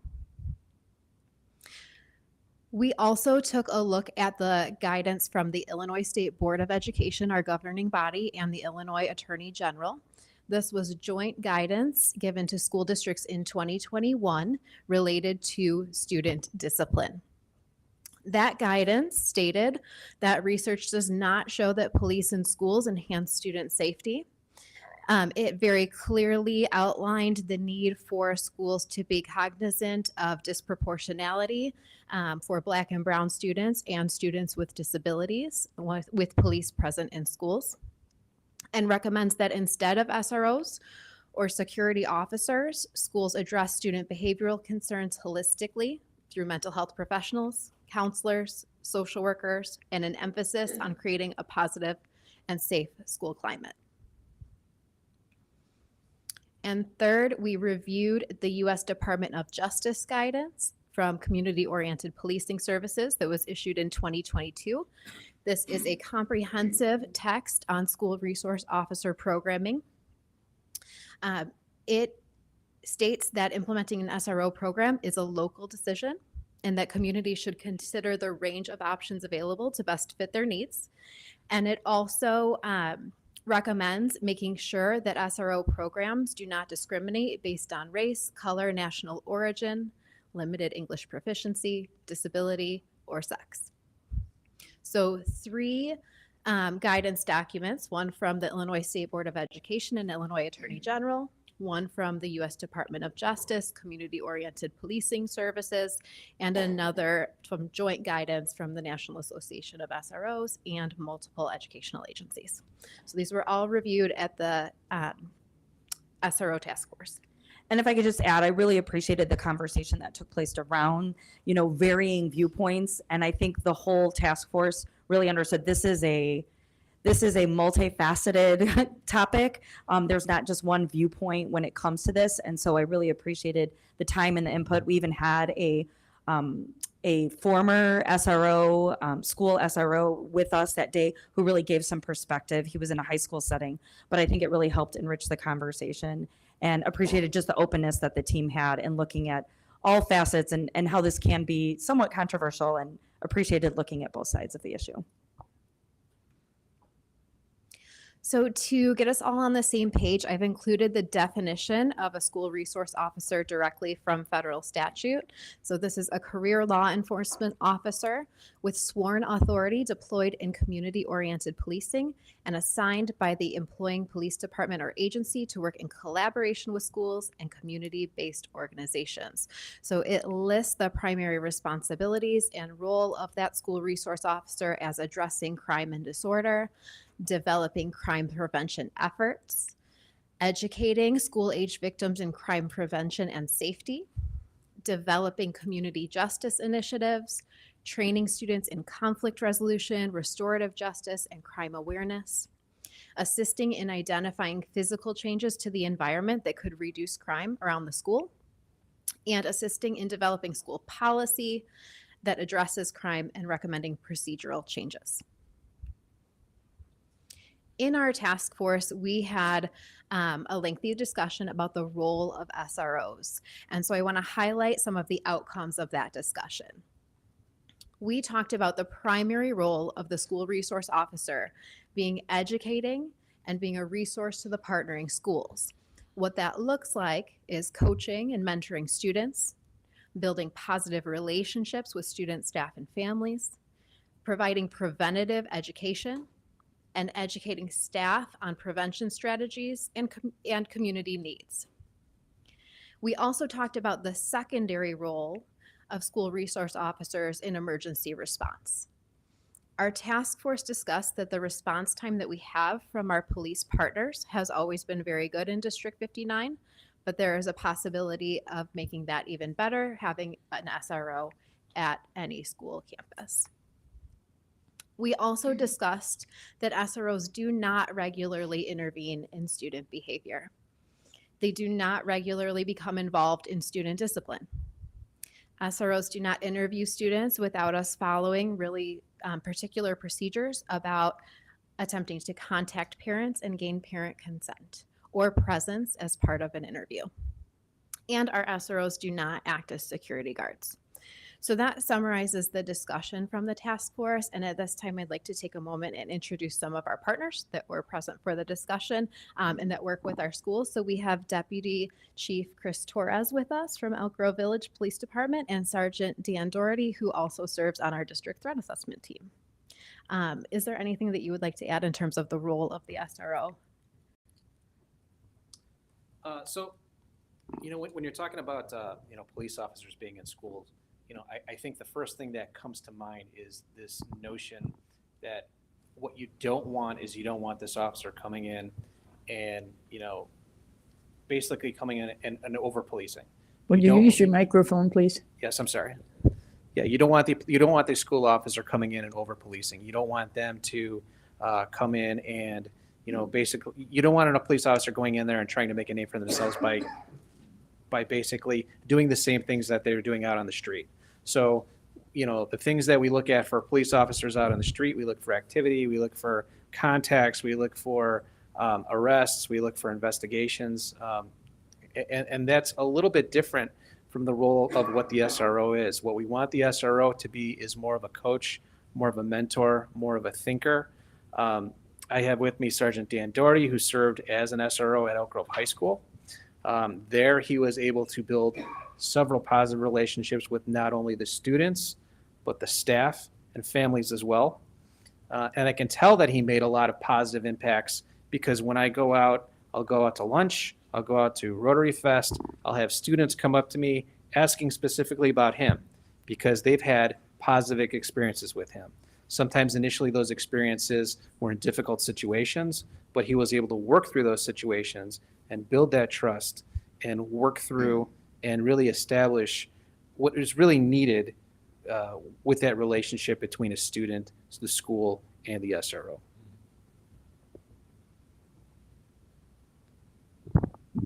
Thank you. Yeah. and Sergeant Doherty, go ahead. I'll touch on that too. So, I was a school resource officer at Elk Grove High School for 3.5 years. And now I'm the Sergeant of Youth Investigations and I oversee the SRO program, where we currently have an SRO at Elk Grove High School and Meade Junior High. We've had great feedback from that, as Deputy Chief Torres said. The goal there is not to see how many arrests you can make or get a bunch of numbers or write tickets or rack up fines on students or basically being a hardship to students and parents. That's not the goal at all. The school resource officer program requires a lot of training, and I believe Dr. Ross will get into that later. But the goal there is to rehabilitate, mentor, coach, and not just punish, if that makes sense. Thank you.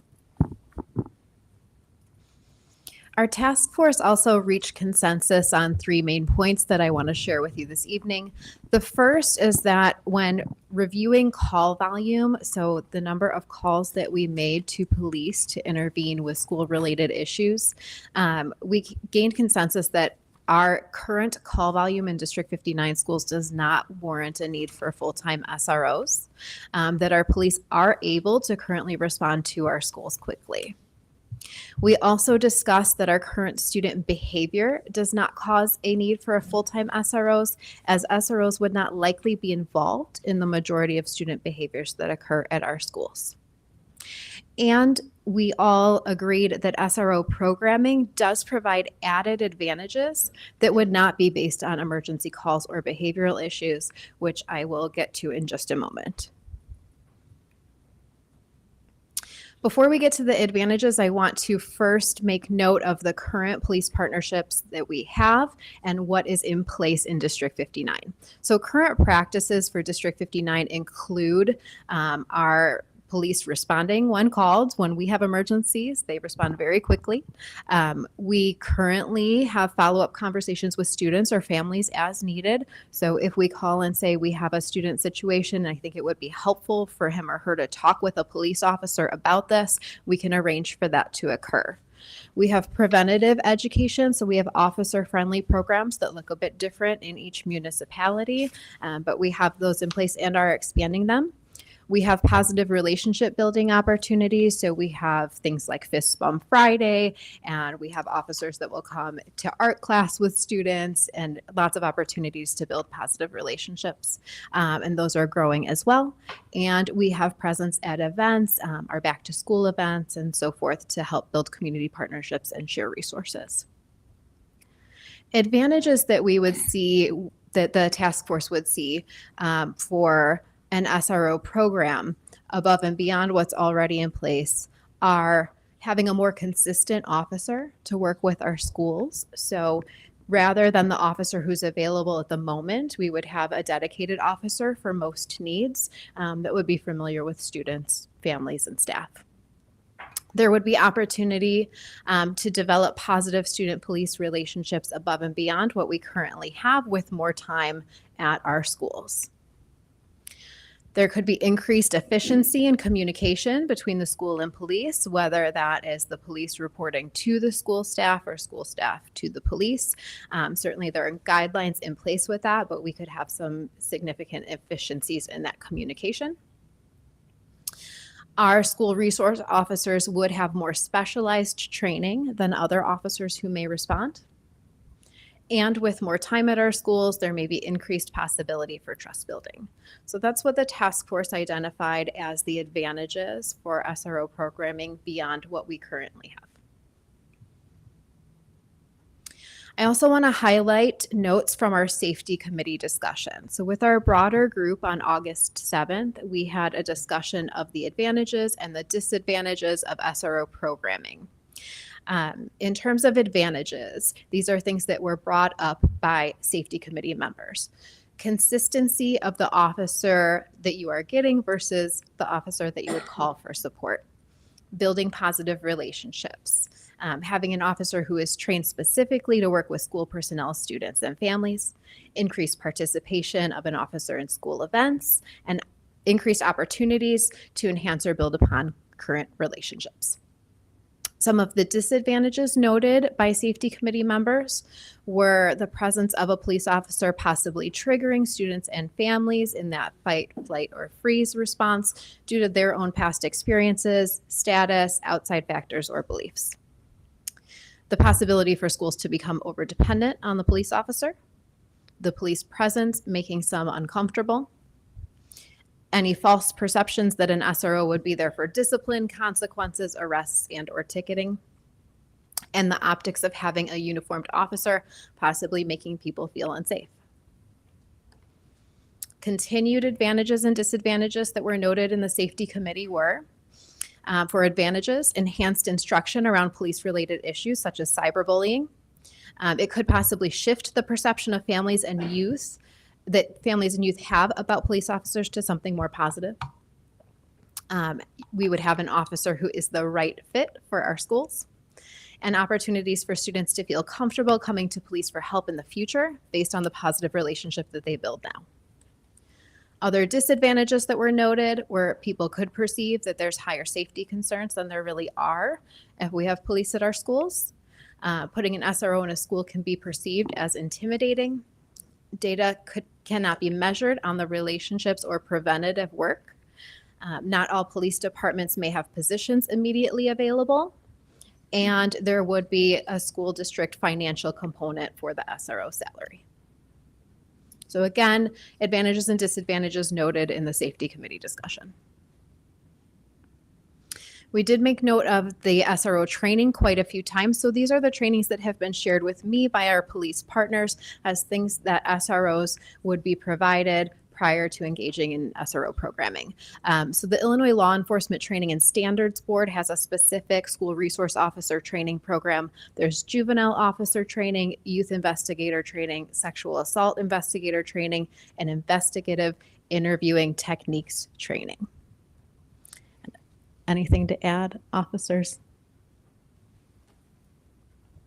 Yeah, I'll just touch on, so the Illinois Law Enforcement Training and Standards Board SRO training. So 2021, prior to that, all SROs were trained through NASRO, which we discussed. Now Illinois in 2021 said, we want to come up with our own program and have every SRO attend that class. So it's a 40-hour week-long class that every officer who's going to be in a school permanently or even filling in should attend. And as well, the juvenile officer training, that is a 40-hour class also. That's done by the Training and Standards Board or recommended by them as well when dealing with juveniles, interviewing, giving consequences, working with them as a victim or an offender. And then some of the other trainings are pretty self-explanatory. If you're going to be an investigator dealing with any kind of sex assault, victim or offender, we do have officers trained in that as well who would be in the school, and then other interviewing technique or investigative interviewing technique courses and proper juvenile interviewing techniques as well. Thank you. What villages or schools have you worked in, either of you? Have you been in a school? Yeah, I was assigned as the school resource officer for Elk Grove High School. What school? Elk Grove High School. Elk Grove High School. I have not worked in the schools. I've also gathered from our municipalities different information on the cost that is projected for school resource officers, staffing, availability, and timelines. So I'll go through each village at a time. We can also gather information from Arlington Heights. However, our conversation so far has really focused on the junior high, with SROs potentially at a junior high that could also support elementaries. So information from Mount Prospect is as follows. The projected cost to the district for a full-time SRO, and this is just an estimate, and it is based on other SRO partnerships that they have in place, is that the district would be responsible for 10 months of that officer's salary, which is approximately $105,000. That would include the officer's participation in extracurricular or after-school events during the school year. In regards to staffing and availability, they may need to request an additional position from their village and go through the procedures with their board to do so. They would also be taking current staffing into consideration. So some of our departments may be understaffed or may be recruiting officers at this time. And so at the time that we would look into an SRO, they would have to look into their staffing to determine if that could be fulfilled. And so the timeline for Mount Prospect for providing an SRO, should that be a decision that we make, would be following that approval from their village and when their staffing is in a place to do so. They would also likely provide training and shadowing for the SRO that they choose, and then they would start at schools. For displays, the projected cost, and again, this is just an estimate of a full-time SRO based on their other partnerships, would be that the district pays 75% of the officer's salary, which is approximately $120,000. That would not include extracurricular events. That would be paid at a separate rate. In terms of staffing and availability, they are in a similar position where they may request an additional position from their village and go through that process, and they would need to take current staffing into consideration. And their timeline would be following approval of a position and training opportunities. For Elk Grove Village, the projected costs would be 9 months of the officer's salary, which is approximately $128,000. That does not include extracurricular events that would be paid in addition. In terms of staffing and availability, they are in a different position than displays in Mount Prospect and could reallocate an officer when it is needed for District 59. So a total projected cost for the district would be approximately $353,000 on an annual basis for 3 SROs, 1 to be stationed at each junior high. There are many models that could be considered, so these are just estimates to give us an idea of what the logistics would look like. We also outlined from guidance for you steps to creating a school resource officer program. If we were to create an effective and solid SRO program, that would include outlining the purpose, intention, and measures of the program for educational outcomes before beginning it.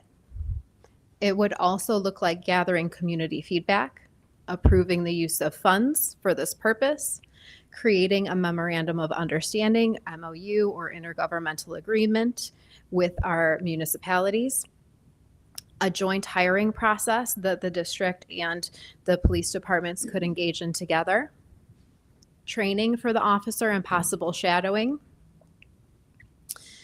professional development for our school staff on the role of the SRO and appropriate partnership with the SRO, student and family education on rights and similarly the role of the SRO and partnership, and ongoing evaluation plans for the effectiveness of the program.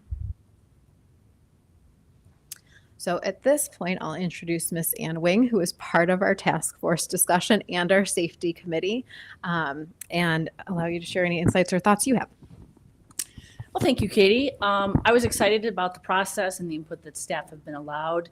I would just say that we just need to make sure that that we have understanding with our staff and the community before we have SROs in schools, that everyone understands, what the purpose is and what is the responsibility of the SROs. Again, it's more coaching and mentoring. It's not arresting children. It's not handcuffing kids. We just want to really make sure that we have that clearly laid out.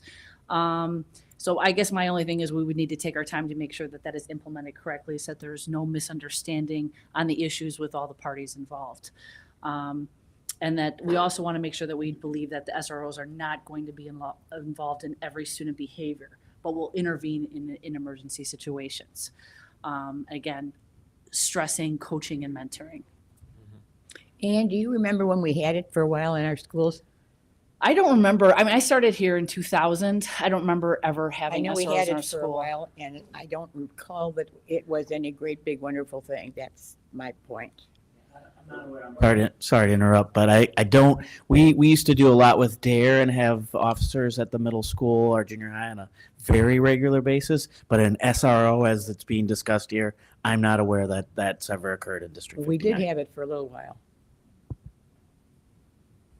Not in my time, not in my 30 years, so.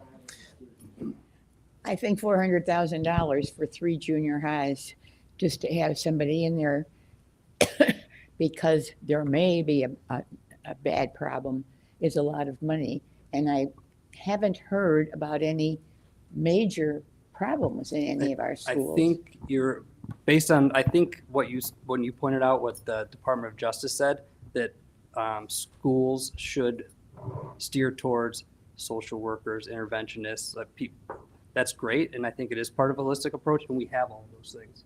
So I think in order to keep building on that, and since we have those in place, and we heard just even before this meeting, some of the success that's come from adding those positions, I think this is the next step in adding one more support so that they can, the people I just mentioned, the positions I just mentioned, they can focus even more on that type of stuff and allow the resource officers to do some of the other stuff to free up some of that time. So you're thinking major incidents, but it's day to day. They're in there every day, mentoring, coaching. But are you saying that the principals and assistant principals and teachers can't control the children? They can, but I think it would be a positive step to also have these resource officers in place, because it's hard to put, I know, like ongoing evaluation of effectiveness. I don't know if you can speak to that, because it's not black and white. You can't really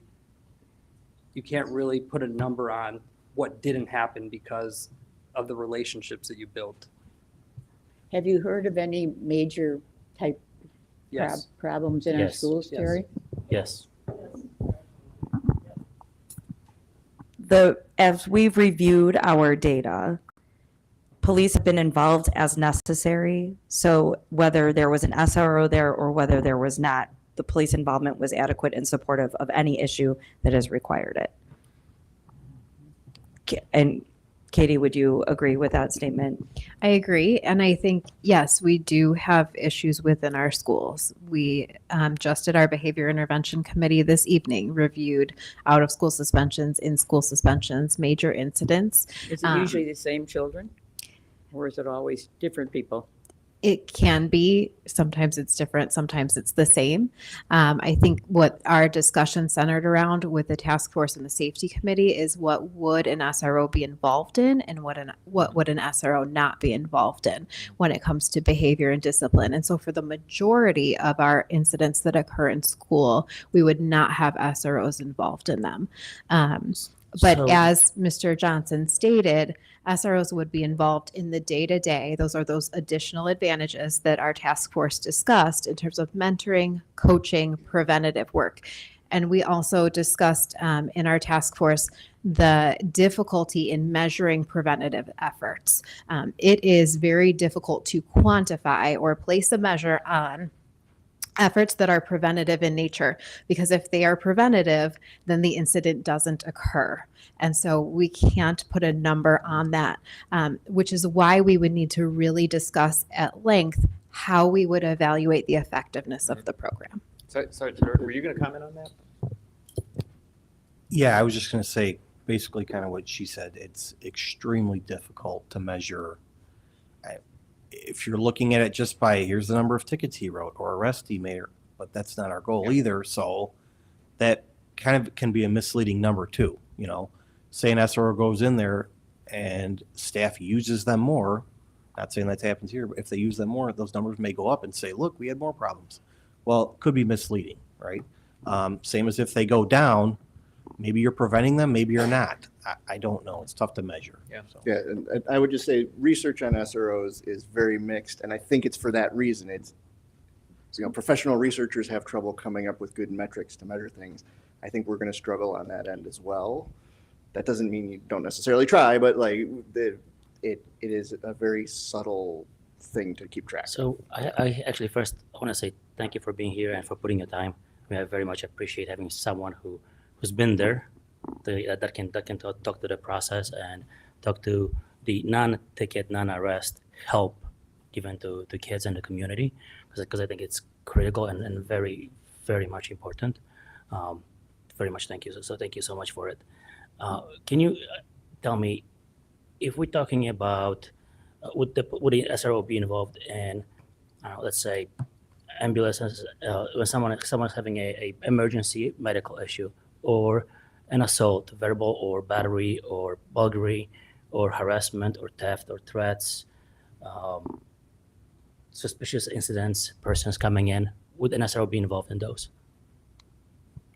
I would say absolutely, but they're all circumstantial too. You Yes. know, take the totality of it all there. So an ambulance assist or an ambulance call to school could range from a kid fell down and sprained an ankle in gym class.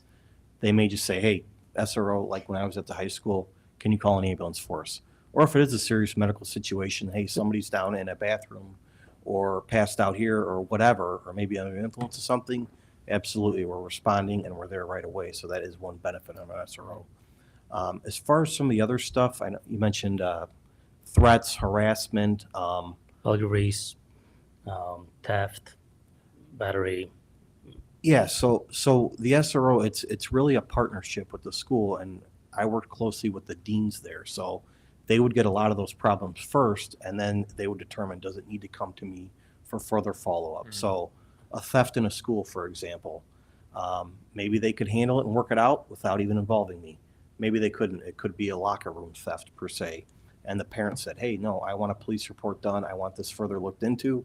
Then maybe I get involved. Or if we have a victim of a theft and we have an offender located and the dean says, we may need some more support here on this, then I could get involved as well. So I don't want to say that any citations are completely off the table, because that does happen. I'm not worried about citations. I'm worried about children's safety. That's 100%. number one 100%. That's our main goal for being there, is to be the resource for parents, staff, and students, and to be safety. You know, obviously.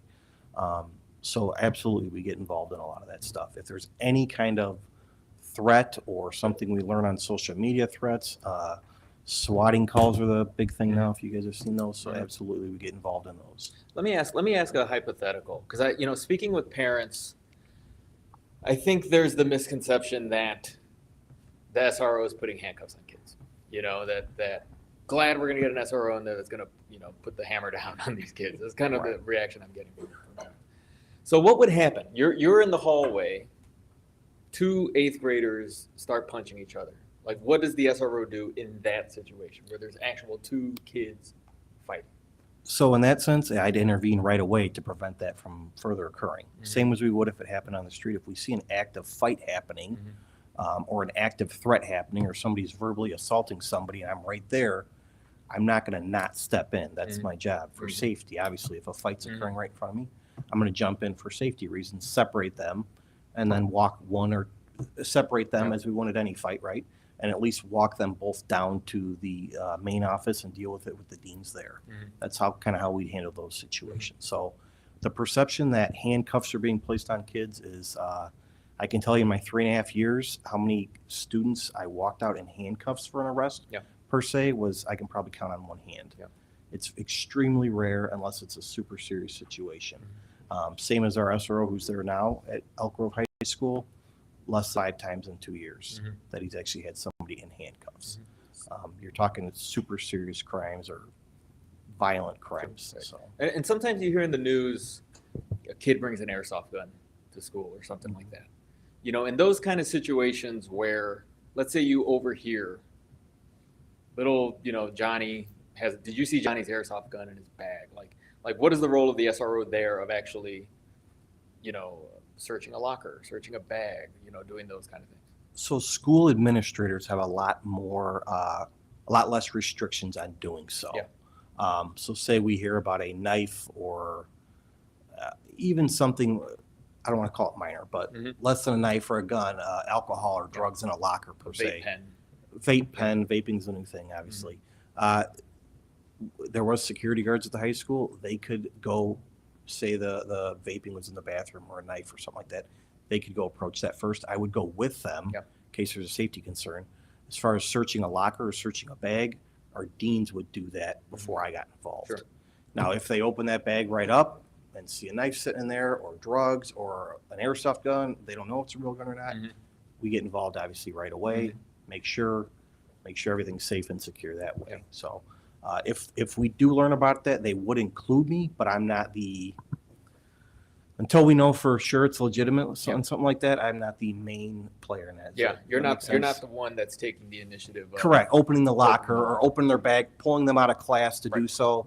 That's kind of their role. And then, or we would go check that locker together. In case they open it and see something right away, maybe I recognize something in my experience that they would not. So that's kind of our role. So just building off of your example of an altercation, let's say I have a student who's dysregulated. It's a 12-year-old, right? So there are going to be moments when they get heated and they take their Chromebook and they smash it and they're destroying school property. We wouldn't put our hands on the kid in that situation. We would back off, right? What we do was back off, give that student space, use our nonviolent training to say, hey, we're going to calm you down, and then we would work on consequences later. Do SROs learn that nonviolent technique of sort of recognizing when it doesn't look like the intervention's happening in the moment, but it's happening? 100%. We train on de-escalation techniques all the time. A student like that, obviously, that does happen. A lot of emotions going on. You do have a crime there. They damaged property, but it's not something where I need to go hands-on or put them in handcuffs right away or embarrass them in front of everybody, right? So sometimes when a student's having a moment like that, I'll use an example of at the high school. We had a student who didn't want to remove themselves from a classroom, was having a mental moment, a lot of frustration going on. We removed all the other students from the classroom and then had a conversation with them to kind of de-escalate that situation. So that would be an example too. I would not, it's hard, circumstantial, right? As long as they're not throwing that book at someone to harm someone else or being violent towards someone else. then And we I'm can also always- getting to the point of there's a step down from high school to junior high, right? A 10-year-old or 11-year-old who's having a bad moment is not the same as an 18-year-old who's doing something similar. Right? Absolutely. And in the rare circumstances where we have to go to elementary school, extremely rare, but very different as well. Yeah. We keep hearing about, maybe Dr. Oswald, question for you. We keep hearing about like 911 calls without obviously disclosing details. Are all 911 calls violent that the schools make, or what's the scope? No, 911 calls can be made for a variety of reasons. We have, and we also discussed this in our task force, we have calls that are made because there is something violent occurring. That can happen. We also have calls that are made because of medical necessity. So we need EMTs, paramedics, we need an ambulance. That would also be a 911 call. We have calls that are made because we are concerned for the well-being of family members of children, or because we believe there to be abuse or neglect. That is also a reason that we would call. We've done wellness checks for families before. That's a reason to call. So there are a variety of reasons that our schools would contact 911 for support that may or may not involve a criminal act or violence. Sergeant Jordan, let me ask you another one. The just so I can picture it, like average day, what do you do? Like I don't want to say like, is it like a bank security guard where you're standing at the front door, but like what on an average day, like walk us through kind of a normal day in an SRO. So, and this is something that you could discuss with whatever school you're at, right? Whatever fit you want to be for your community. So it's not always what the SRO wants to do all the time either. It's kind of talking to the principal, their deans maybe, and saying, hey, where am I best needed, do you think, And some of that comes back to that memorandum of understanding that we discussed. So a typical day obviously could fluctuate based on what happens, right? You start your day at, say, 8 a.m. at the school, and a fight happens right away, and you got to intervene right away. Then you're tied up with that. But if not, on a regular day, I would say generally welcoming the students in. So we're standing near the back or front door, welcoming students in, seeing that presence of an SRO, bringing that safety feeling to all of them as soon as they enter the school. Then throughout the school day, it's kind of whatever comes up, when it comes up, that can be part of your day. And it varies too. I would try to be out there during passing periods, a friendly face. I try to walk the hallways as much as I could, saying hi to kids, breaking down that barrier of maybe they have a bad perception of police. And now if I say hi or smile or wave at the same kid every single day or talk to him about his day, that's kind of that mentoring, building relationships with them. Students would come down throughout the day and say, hey, I got a traffic ticket, or I got into a car accident, or I'm having this problem with my brother or my parent, or XYZ, to the extreme example of an abuse or neglect situation. A student may come down to you and say, this is happening at home, I need to talk to somebody about it. Obviously, everything drops then, and you worry about that situation. Thefts in locker rooms where they bring up that, and you got to check video surveillance footage for that occurring. Again, different in junior high, maybe unless it's with staff, but crashes or parking or traffic concerns at the school, you're addressing those. When it is nice weather outside, they had an open campus, walking around outside the campus, interacting with students, participating in school events, football games, dances, the junior high wrestling tournament, speaking in classrooms as well. Yeah. So if they want you to talk about a certain topic, maybe internet safety to kids, and some of the dangers of that, or dangers of vaping, that's something we would do as well. At Grove in the 6th grade classes, we teach DARE. Our crime prevention officer goes in there. That role would slide to our SRO, our school resource officer, to teach DARE as well. So it can really vary. And then, as she mentioned, well-being checks. Maybe a kid hasn't shown up to school in X number of days, and you need to go check on them, see how they're doing. So those are some of the things. I mean, there's could be a list of 20 to 30 more. Just kind of depends on what comes up. Let me ask this too. A lot of the comments that I get are school shootings. That comes up a lot. What's the role? I mean, I'm sure there's like a plan for like responding to school shootings, but I'm going to assume that the SROs would be armed. Would they be carrying a weapon throughout the school day? Is that how it works? Like, how does that work? Yeah, absolutely. You'd be carrying your firearm with you throughout the school day. We would have a marked squad out front all day long, so people know that a school resource officer is in that school. So like I said, being at that front and back door, being at there during some lunch periods and that, another preventative measure, which hopefully would change somebody's mindset if they were going to engage in a school shooting. That squad out front, have our body armor and our firearm on us every day, and we're trained in a lot of these tactics. So that school resource officer class trains you in solo threat response. So what that is basically saying, hey, because you are the only one there, and it could take some time for another officer to get there, you're going to be trained in a solo response with that.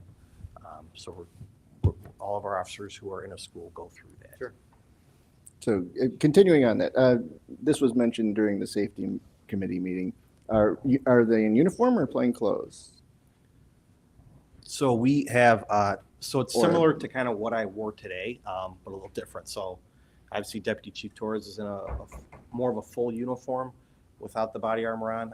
Our SROs are in a kind of like a semi-soft uniform, so a polo, which has their name on it, and a star on it, so they're easily identifiable. Obviously, if they have their body armor on as well, and then a khaki pant.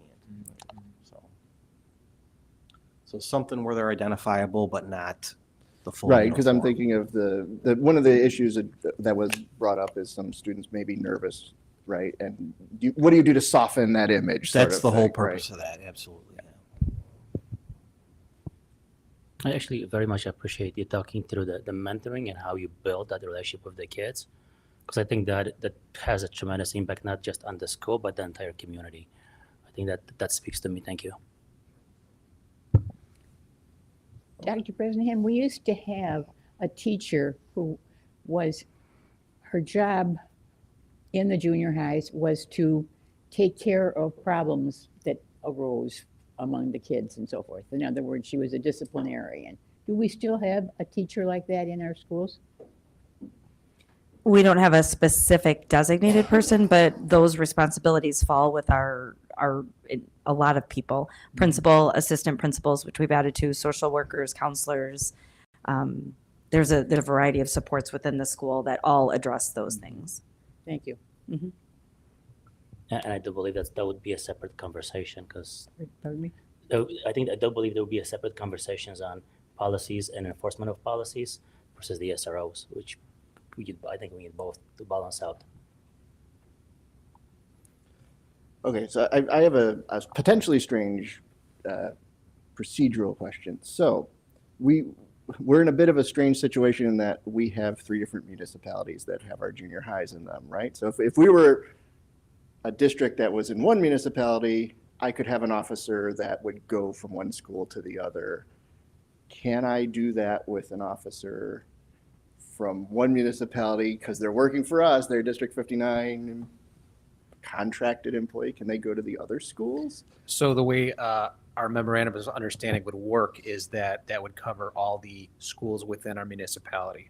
So for Elk Grove Village itself, we would cover the elementary schools as well as the junior high, but we would not cover any of the junior highs outside of Elk Grove Village. But I'm sure you would communicate, like the resource officers in different schools, I assume you communicate with one another. There's definitely networking that goes on amongst the other school resource officers as well, yes, amongst the district. So that's a good point. So, I mean, there's already memorandums of understanding with Elk Grove in 54, with Des Plaines in 62, and based on what you showed us, it's not all going to be on the same timeline. So I would like to make sure that we don't wait on everything being in place with all 3 municipalities to start this. I think we should start as they come online, because maybe we learned something, at a school that might need to be updated for another school that's not online. I don't want the municipalities waiting on us. I would rather be waiting on them, is basically what I'm trying to say. And it kind of took us a while to get this started, but in the last month, you've done a lot of great work in getting us to this point. I saw all those things that still need to be done. And I think a lot of those can be done between now and next meeting. And I think they can be done concurrently because they all intersect, but we can get public opinion why we're looking over memorandums of understanding, right? So I don't think that it needs to be a checklist, this, then this, then this. Everything's online on this, grand rollout day. I don't think it needs to be, I think it could be done in steps, and it doesn't have to be all or nothing. Is what I want to make sure I get across. Right, and to that all or nothing point, so a lot of this is mentoring, meeting with students, being consistently there. Does that require a daily presence, or is this something where we could have an assigned officer who's there 3 days a week or that sort of thing? It does part-time make sense? Because I'm thinking again of these districts that share officers among multiple buildings. They'll be at one building Monday, Tuesday, that sort of thing. Well, that was part of the discussions that we had. And it basically comes down to what are the needs of what you're asking for us. Obviously, we can work with whatever proposals you guys put before us. However, we already have an established program in place that we feel is successful with full-time school resource officers. And we have that in place with the high school, and we also have that in place with District 54. So when you look at District 54, what we have is we have a school officer over at Meade Junior, and that school officer then becomes the point of contact for the other schools within the west side of Elk Grove Village. I feel like, you guys could tell me if I'm wrong, I feel like you almost lose the benefit of having somebody there day after day if they're, 3 days on, 2 days off, and it just seems like you would kind of lose the continuity of that friendly face there all the time. I actually also like the idea of same officer being able to go once a week or every other week to elementary school, because then there's the transition from elementary to junior high, and there's still the same friendly face that already started building the relationship. That was brought up at the safety meeting. It wasn't listed as one of the positives, but it was, you could have that officer go to a feeder elementary school, and then when the student gets to the junior high, they've already seen that person. Maybe have another trusted adult they can work with. Yeah, I'll if we're putting the cards on the table, when the initial discussion came up, I was a little hesitant about SROs in every school. I think that's kind of what I had originally thought the plan would be. I don't have any objections to SROs in the junior highs. I want the MOU. I'm a lawyer. The MOU that really outlines everything that we talked about today of what their roles are, what the expectations are.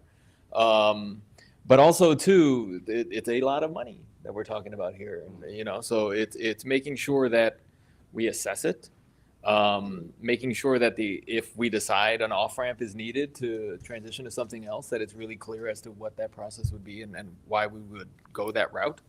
But that's just my 2 cents on it. Ben, I'm not picking on you, but it's about the same money that we spend on our communication system that we just approved. So I think it's money well spent. And I think that is as well. But comparatively, yes, it's a lot of money, but I think it's money well spent. Let me ask a question. Maybe I'm thinking way too much here.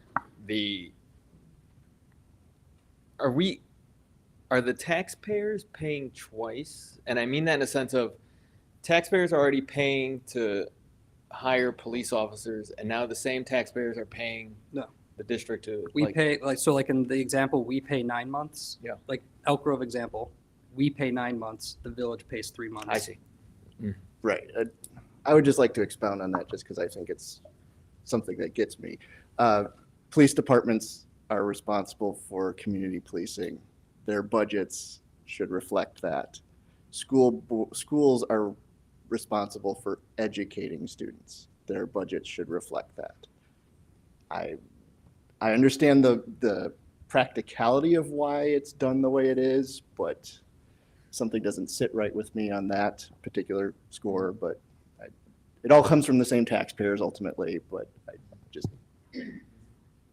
Well, unless our children are much worse than they used to be, we never had these kind of problems in our schools. So I don't know. Do you get a lot of this type of fighting and what have you at schools that the principals can't take care of? I think the overall consensus, if you want to pull that slide back up, Dr. Russell, and this was a point of conversation, I think the approach to proposing this is not based on the student behavior and an emergency call volume. I think it's based on something else. And that is a differentiation, I think, that is important. You know, there was a question, we compiled questions from the Board of Education as we were going to the task force. And one of the questions was about, you know, what happens year to year. So, you know, I did do my due diligence and talk with other districts.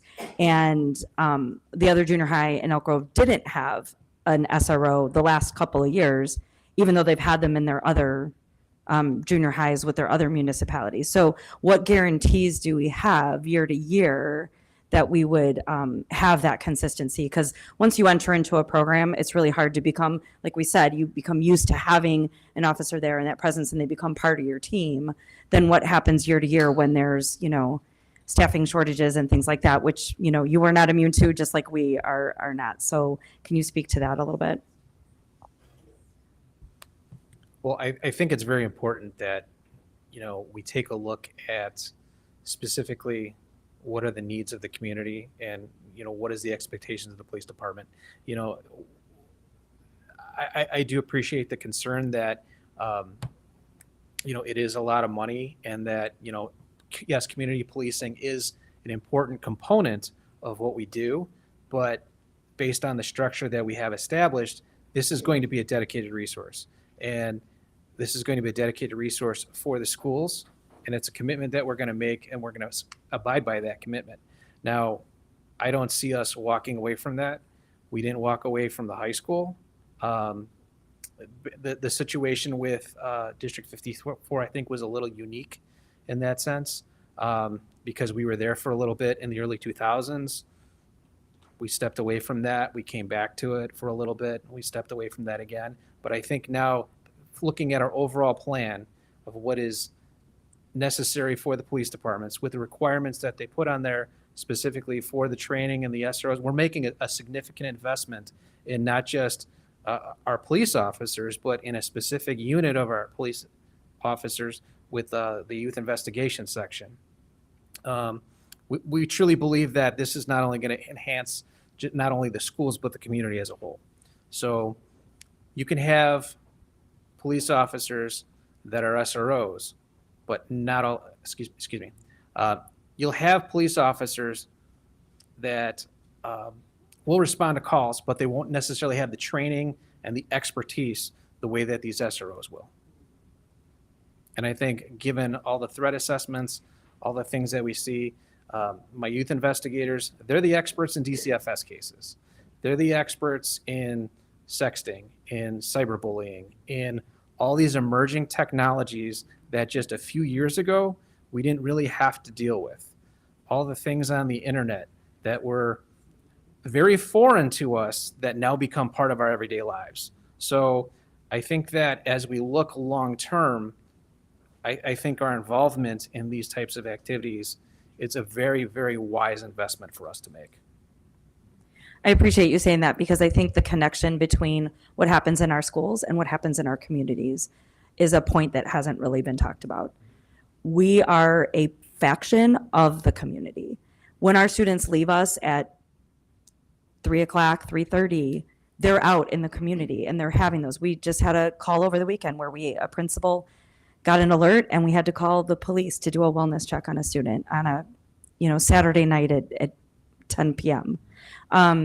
These are things that happen regularly, and our students are ours all the time, but we only have access to them. So that partnership is really valuable. And I think that continuation, all those things that you just mentioned in terms of cyberbullying, sexting, all of the things that are happening with social media, we'll talk more about that tonight in our discussion.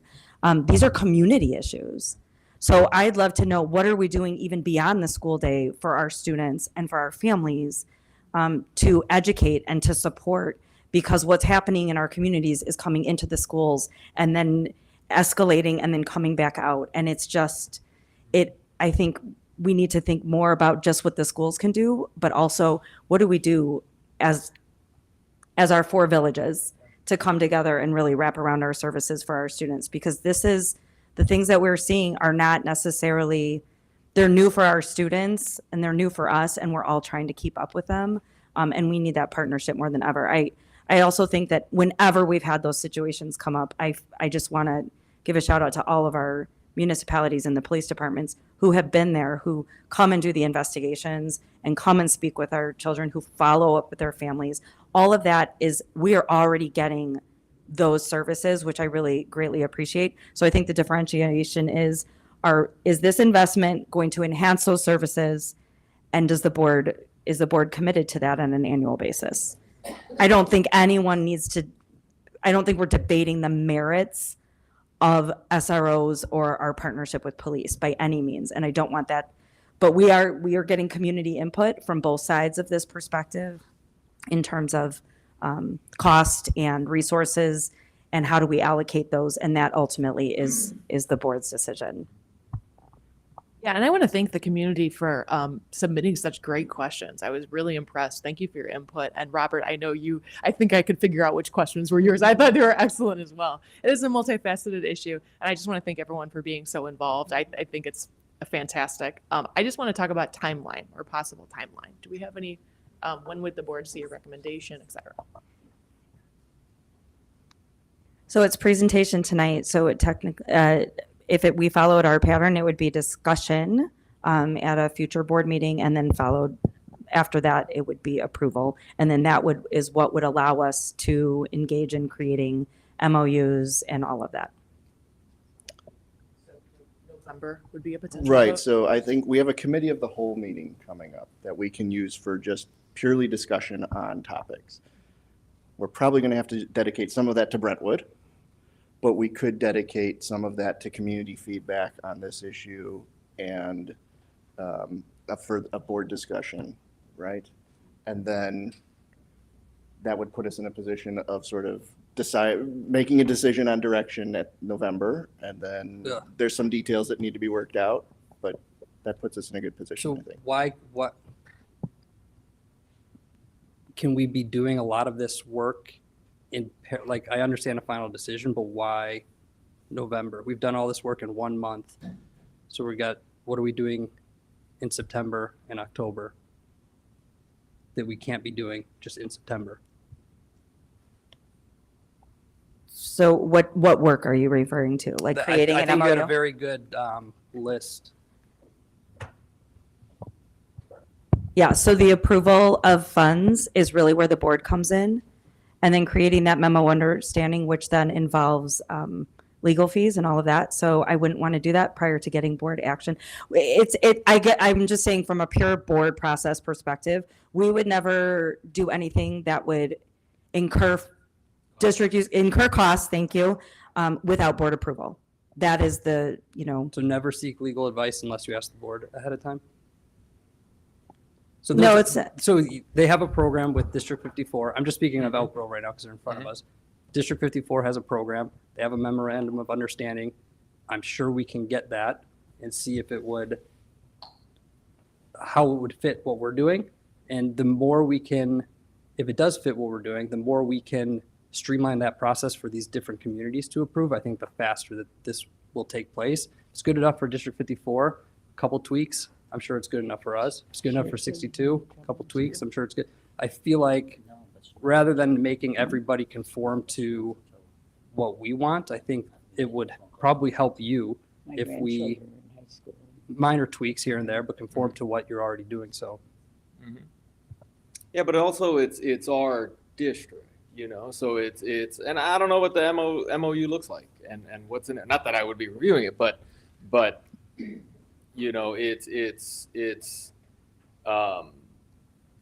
right. The base is there, but I don't think it's one size fits all. No, but why can't we do that now? Like, why? I don't want to do that in November. Like, we approve something in November, then we start doing I think we can do a lot of this, right? We can get feedback right now. We can, I mean, the training. To be honest, I think the MOU would be the least of our concerns and time consuming. Like I think that can be expedited as quickly as we want once we have board approval. I think part of it is, to what Ann spoke about as well, is engaging our, which we would do along the way, engage our staff, engage our community, provide some professional learning opportunities. Then there's training and implementation. I think we want to be careful about any process that we are going to fast track and perhaps a precedent that sets. Yeah, and perhaps I should say at this point, there isn't much research on SROs but there is some research that shows that there's a way not to do SROs, and that is to not come up with carefully defined guidelines Right, before. which exists with District 54. They may not match what our community wants. Correct, but that's a good starting point. Yeah, and we can do that, but we're gathering community feedback. We've been doing that since July. True. Yeah, but also too, like, one of our own board members today raised concerns with the cost. I don't know how many people are watching tonight, others may have issues with that amount, and I'm just saying, I think we've done a lot of good work in the last month. Mhm. A lot of this can happen concurrently, so let's keep going. Let's not drag this out. I think if we get to the point where the principals and assistant principals and teachers can't handle the school, then we'll have to look into something further. But at this point, I haven't heard of anything like that. So apparently they're able to handle it. I would actually disagree. Pardon me? I would disagree. You disagree? Unfortunately, I have to, because I've heard from teachers and from parents about issues that it's not just the violence, but it's also the mentoring and getting the kids to not get into the bad path. I would love to hear from my parents saying, oh, you know what, my kid was not bullied and he was not then forced to commit another act of bullying, otherwise he would be bullied even more, which I actually have. And I have not heard and I have also heard of the enforcement, and that's why I mentioned enforcement of policies. I've heard that they're double standard, not on for whom, but more from whom. One set of staff could say, yes, you're gonna go sit at the principal's office, somebody else comes in, now you can leave, or here's a candy. But that's a separate discussion than SROs. But maybe you should give your specifics to the superintendent and find out if she can go to the school and can do anything in this particular case. Because if you know if a particular school is having a problem, then she should be able to work with them. I think too, part of And it. I don't want to bring the school up here. That's my point. Yeah, and I think too, part of it, just speaking as a mother, is security, another layer of security in the building, because we live in a weird climate. It's not the same going to school for kids as it was many years ago. I mean, it's not. And well, my grandchildren just finishing up, and they had absolutely no problem. Well, with God They bless live in Huntley, which is a bigger district than this. right, so. right. I bet it's just, and I'm happy for that, and I'm happy for the 99% of kids who get through school with no problem. But I mean, it's there's always a bad apple. right, and it's a layer of security. I don't necessarily think it's behavior only. Right, I think it is a matter of securities in the building. As a teacher, I taught at an exterior door, and I always worried about that, because you say the names of the schools where children have been, I don't even want to say it, have been killed. I was a junior high teacher too, so I know what you're talking about. So yeah, I think there are things beyond that as well. Can I get back to the timeline? If let's say we have board direction in November, what is the possibility of getting a person in the schools in December or January? I think as previously stated, that would be different in different villages for different schools. And would we be able to move forward, I think as TR suggested, with maybe one municipality and then kind of add two as we go along? I think that would be for the board to discuss the differences between buildings and what that decision would be and why. I never even thought of the idea of learning from the first, I don't know why. I never even thought about the idea of learning from the first implementation and then kind of making tweaks as we can get. It's like the same concept as the Brentwood thing. There's a couple different paths. One, Brentwood is urgent, so we're gonna move that one along faster. And if we have a willing municipality and police department, there's no reason that we can't use that as our template moving forward and having things more buttoned up when we present it to different municipalities. I also would like to just take a moment to add, Mr. Chesney and Ms. Zach, I appreciate you drawing the line between the two conversations of student behavior, discipline and consequences, and SROs. I do want to just take a moment and share what the Community-Oriented Policing Services says about school discipline. It specifically states SRO should not be involved in disciplinary incidents that would normally be handled by teachers, administrators, and other school staff. So that is an important distinction as we have this conversation in terms of how and when SROs would become involved. And as you heard Sergeant Doherty speak to, that would be in collaboration with our building administrators and staff.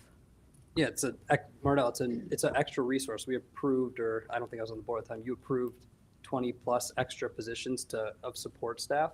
It's an extra, these officers are an extra resource. And from the examples that they gave, they're not leading the charge on any of these behaviors that they're seeing. It's still the school, but now the principal or assistant principal can pull in the resource officer as a resource. Well, principals and assistant principals have always had to take care of whatever TIFs came up within the school. Correct, but I think That's there's their more. job. There's more now than there's more elevated ones now. We saw in some of the data earlier in terms of. And it's increasing. So As we show a number of You think there's suspensions. more now. Yes. those in some of the stuff in the meeting earlier. Well, maybe there is a less expensive way to handle it. $400,000 is one heck of a lot of. We have a less expensive way already. We have a program. We have people doing it. It's just another resource to Well, maybe get they're us not doing across it the hump. right, or maybe we don't have the right people in the positions. But also like this is what I hesitate with, because I was a bad kid and I was a bad student, and my suspensions should not rise to criminal activity, right? So when we talk about discipline and school discipline, the disciplinarians need to remain the administrators and the teachers and the staff, right? And that's exactly what we're talking about here, right? Yeah, especially when we're dealing with 12-year-olds, right? It's, right. So that's the purpose of this discussion today, setting forth those guidelines. Everyone is clear on it. All the parents that said, great, let's put cuffs on these kids, no, that's not what we're doing. And kind of really being clear with the guidelines here. Okay. So you're welcome to come to more board meetings too. I would ask that before we bring this back for discussion item at a future meeting, either the October regular board business meeting or the committee of the whole, that if there are remaining questions that board members need answered, please make sure that you share those with me so that we can make sure we have those in a timely manner, because that would slow down the process. Which one's first, the committee of the whole or the Committee of the whole is second. is second. Yes. Okay. So that When's, what, September, we just have one meeting. Correct. Yes. Just this one today. So I would also like to ask one question. Is this a permanent decision that we're making, or are we looking at trying to find a way to measure this over 2 years and then decide, is it a part-time program or is it a full-time program? Well, I think we should let Cherry be the one to tell us if we're in such bad shape that we need help. I mean, if she hasn't had any unusual off-the-wall type stuff that she can't handle, then maybe we do need it. But if she's been able to handle things, then we don't. Yeah, because my $353 a year over 5 years, we're looking at like $1.7 million, right? And I don't know if the salaries increase year over year. I don't know. We got to see what's in that MOU.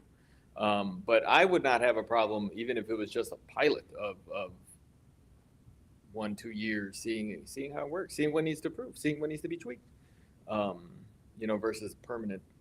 I think that's the problem, is it becomes a permanent expense, and now it becomes a line item in a school district's budget for 30 years. Oh, but that's why it's up for the board to vote. Right. What are we going to do with it? Right. Call Right, it pilot, call it permanent. I mean, at the end, if the Right, board and if at the decides end, if it's we wanna working, end it, we that's end it. great, yeah.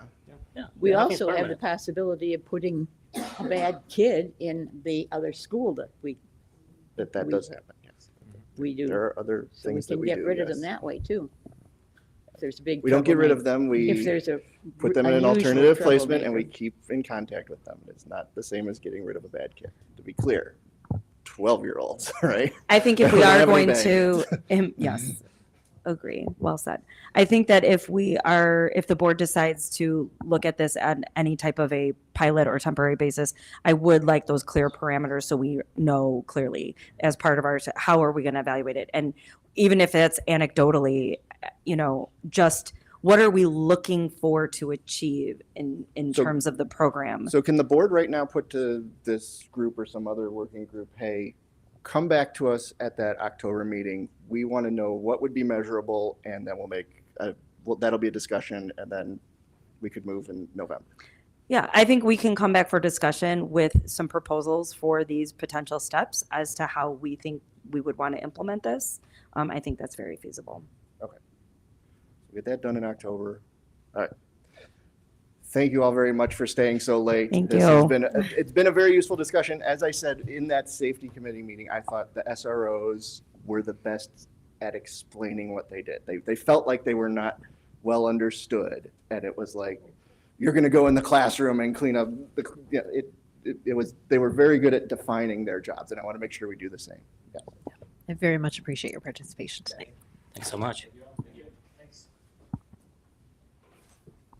Thank you, Anne. Don't want you to feel left out. Yep. Okay. Let's try and go a little quickly. Consent agenda 6.0. Can I get a motion for that, please? Anybody? Otherwise, I'm just I move gonna that do them we all. approve the consent agenda items 6.01 through 6.05. Can we get a second? Second. Anybody need to pull anything? Any discussion? Who seconded that? Sarah. Ms. Sarah. Which number is the budget? The budget is separate below. Yeah. Separate action item. Okay, so everybody's good with consent? Okay, can I get a roll call? Schumacher. Aye. Chesney. Aye. Zach. Aye. Spino is absent. Johnson. Aye. And C is an aye. Sager. Aye. The motion passes. All right, that moves us on to individual action items. The ESSA Every Student Succeeds Act.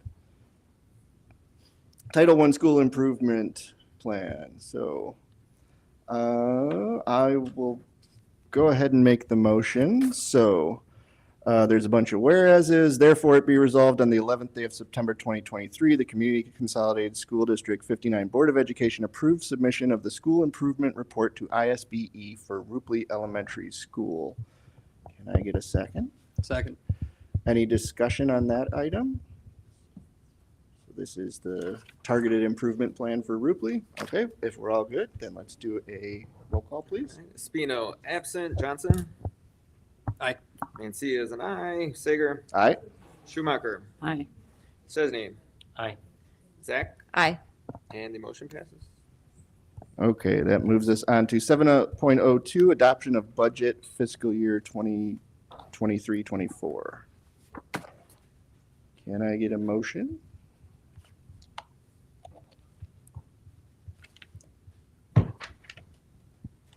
No, I can do it again. All right, bunch of whereases. Be it resolved that on the 11th day of September 2023, the Community Consolidated School District 59 Board of Education does authorize Section 1, that the fiscal year of this district shall be, and the same is hereby fixed and declared to begin on the first day of July 2023 and the end on the 30th day of June 2024. Section 2, that the budget, copy of which is inserted in the official minutes of this meeting immediately following the last page hereof, containing an estimate of amounts available in the educational operations and maintenance and other funds, each separately, and of expenditures for each of the aforementioned funds, be and the same is hereby adopted as the budget of this district for said fiscal year. Can I get a second? I'll second that. Thank you. Your profession has a way with words. Nice. That's some nice lawyering. That's some nice lawyering. Can I get a discussion on that? Yes. Yes, I mean, I'd like to say I appreciate Ron trying very hard to please me with 20,000 different requests on the budget. I mean, it is a rocky road, and unfortunately it will have to continue to be one, at least for something that we can review as entire group at one point and have a standardized approach. Because I personally still don't know what I'd be approving, And for that reason, I will not be voting yes, because I want to make sure I understand the budget completely. It's not because of competence or incompetence, it's just the format. It's something new that we have not done yet at the board. And Lucas, I'd like to remind you, if you don't feel you have enough information, you do have the option to abstain as well. Yes, Okay. yes, I do understand. I do understand, but at the same time, I understand that this is a critical piece of our work. I actually took as much as I could, looking at the data that I received. There was some helpful information there, but a lot of it in a format that it was very hard to digest. After which I went through different iterations, and then I actually, during the weekend, had some epiphany of, not necessarily from thanks to myself, but from some additional guidance to look into different reports that we have available. And I think a very good starting point would be our audit reports, which do present the information in a lot more digestible way.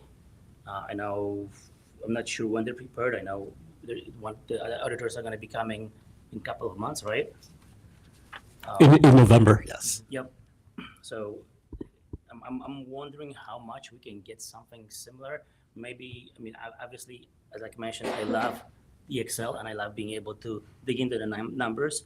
So, I mean, something expendable that if we have a question about, let's just say, transportation budgets, we can click into and, get splits or things of this nature. But I'd like to sit and talk through what's available and how further we can get to the format that later the board can get periodically, if it's every quarter, every half a year, whichever is going to be like with updates. I think that would be phenomenal and potentially groundbreaking for school districts. Sorry. Yep, I just wanted to thank you for sitting down with Ron, because I think if we can come up with one thing that we all request every year, instead of you request something, right? That's a better way to go forward.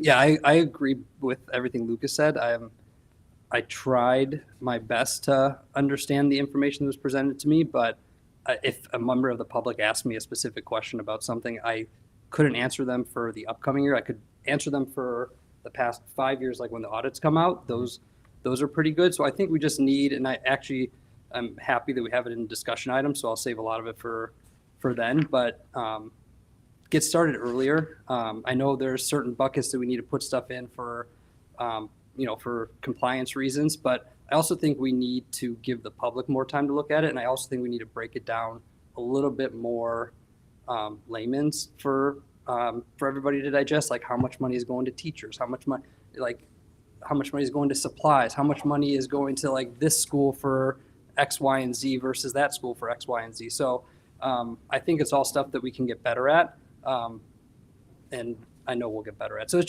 just a process thing. And mostly transparency. I don't know. We went from seeing one page to getting, 10,000 rows in Excel document. It's like somewhere in between. And then also, so people in the public can look at it and kind of know where their money's going. Mm-hmm. Mm-hmm. And I appreciate you answering all the questions over the past couple months. Ron, are you over there?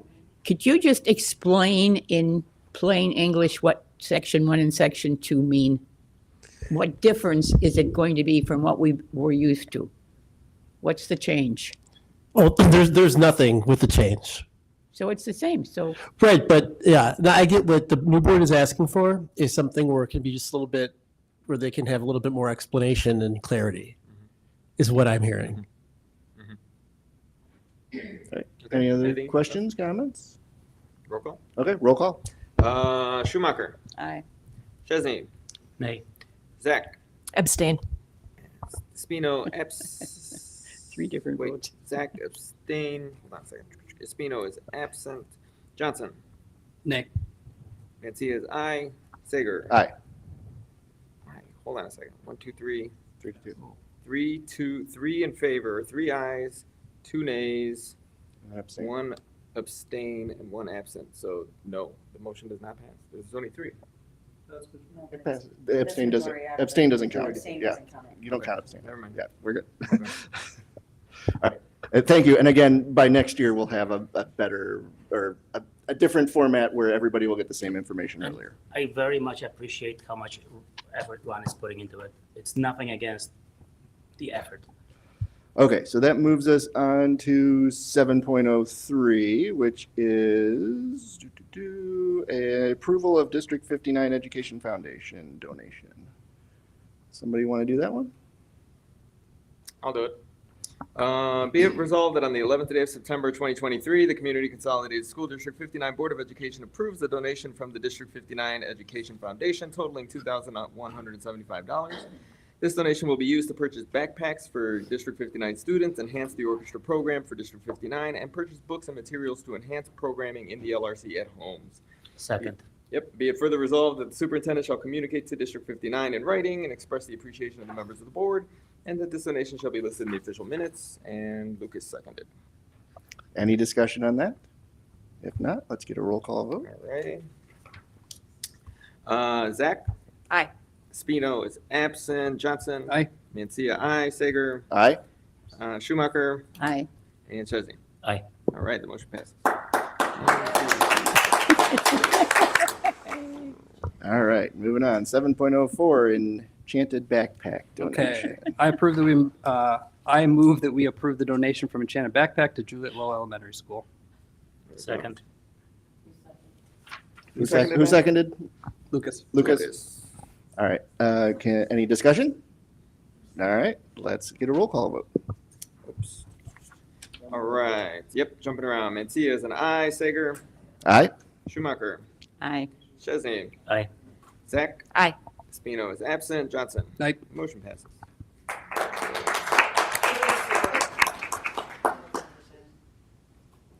You have more details? If you've never seen, so Enchanted Backpack is just a beautiful organization, and they come with these 2 trucks full of supplies, and the kids outside Juliet Low just all lined up with signs, and then they just wheeled in dollies after dolly of stuff, supplies and materials and carpets for their classrooms and, you know, recess equipment. And they are a fantastic organization, and it is just so thrilling to see what they do.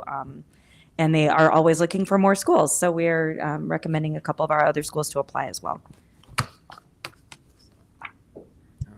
All right, thank you. That moves us on to discussion items. 8.01, I assume that's Ron, discussion of tax levy.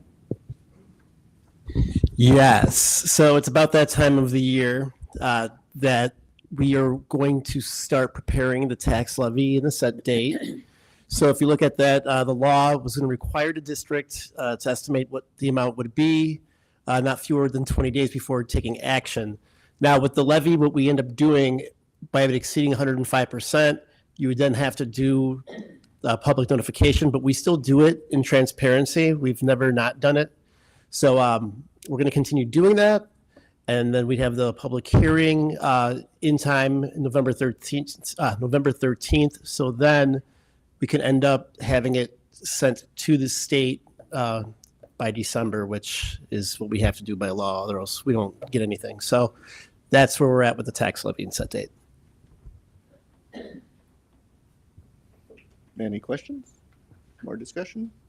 And we could, you know, and I know this is kind of coming back to the prior thing with the budget, but making sure that we do, like with clarity, please, let's talk it through to make sure that people can make the right decision, just like for like a tax levy or whatnot. I want to ensure that we are on the right path, especially considering now that we're talking construction, additional staffing, and I'm messing with that spreadsheet as we speak, and it's not looking good. So thank you.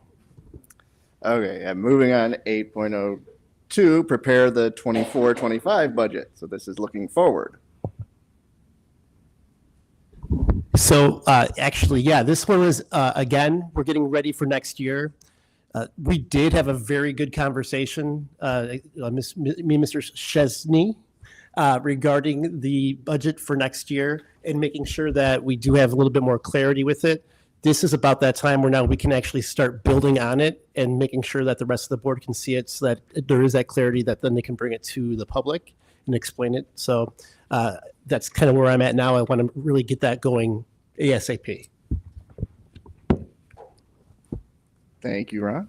Okay, moving on. 8.03 mass action lawsuit.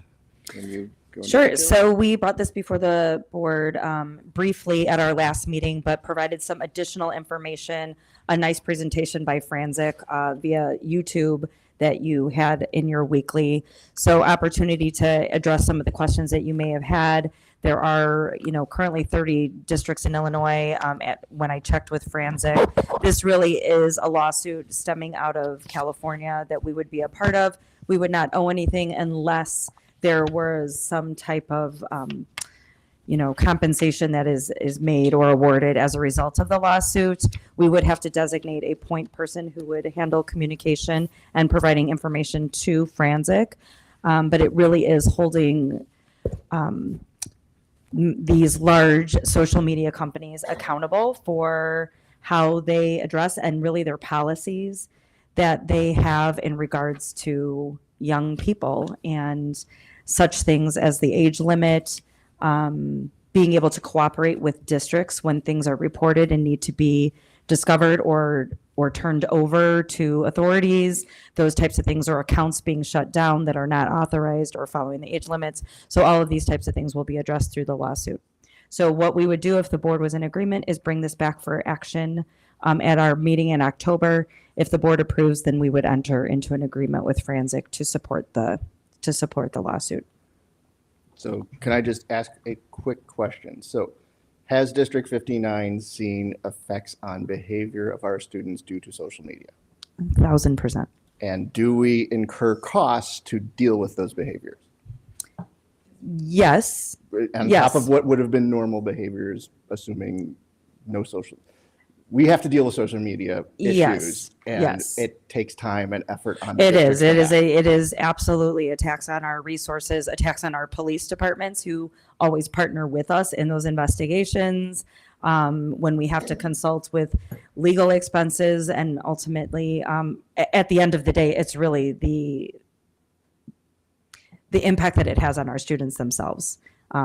Their own emotional and social well-being is jeopardized by some of the things they've experienced as a result of social media. And I want to be clear, not just financial impacts on our students' ability to be educated. Yes, and to our be staff. present in school. It comes into our school. It affects day-to-day instruction. We have seen impacts at many levels. Okay. Board members, any discussion or comments on this? Maybe it's too soon to know, but would we have to disclose situations from our kids, from our students? Here's an example of John Doe in Brentwood.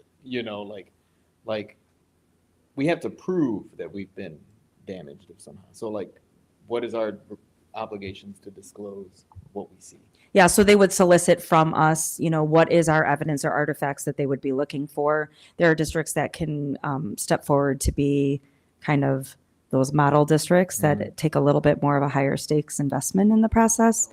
Yes, the bellwether districts, but but again, working with our attorneys, it's similar with what we share currently with when we deal with elevated cases. So my card's on the table. I say we should join. Yes. So I don't know if there's a similar sense from other members of the board, then we can have action on it next time. I think it's kind of a layup. I just want to ask one question, just so we're making sure our side of the street is clean. Is there, I know this is a little off topic, I apologize. Are social media sites blocked during the school day, or are there any comprehensive cell phone policies across the, just so that we are making sure that we are doing our part to keep kids as much as possible off of social media during the school day and not distracted? Yes, we actually have newly reformed cell phone policies, particularly at all three of our junior highs that are consistent. Mr. Gray, do you want to address the blocking of sites? Yes, they are blocked on our student network. And the And I would blocking, s- the I blocking is on will- Wi-Fi, right? It's not cell phone signal, it's Wi-Fi. So if they have a cell phone, it's a different story. We can't control. Yes, cell we phones. can't control their cell phones. And I will say that the mass percentage of what we deal with are things that have happened outside of the school day that then come into the school setting. When things are shared or images are taken, that is where we enter into the scenario.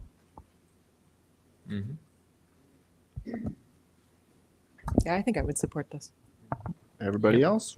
Plus one. Yeah, okay, so then we'll bring it for action next time. Is the paper that I sent with, for the phone numbers, is that down at the? Yeah, I have it down here. Okay, you can So move I'll it. send it your way. Thank you. Okay, so that brings us on to 9.0, reports of the Board of Education. Anybody want to start? I'll go real quick. The last month, I sent a recap.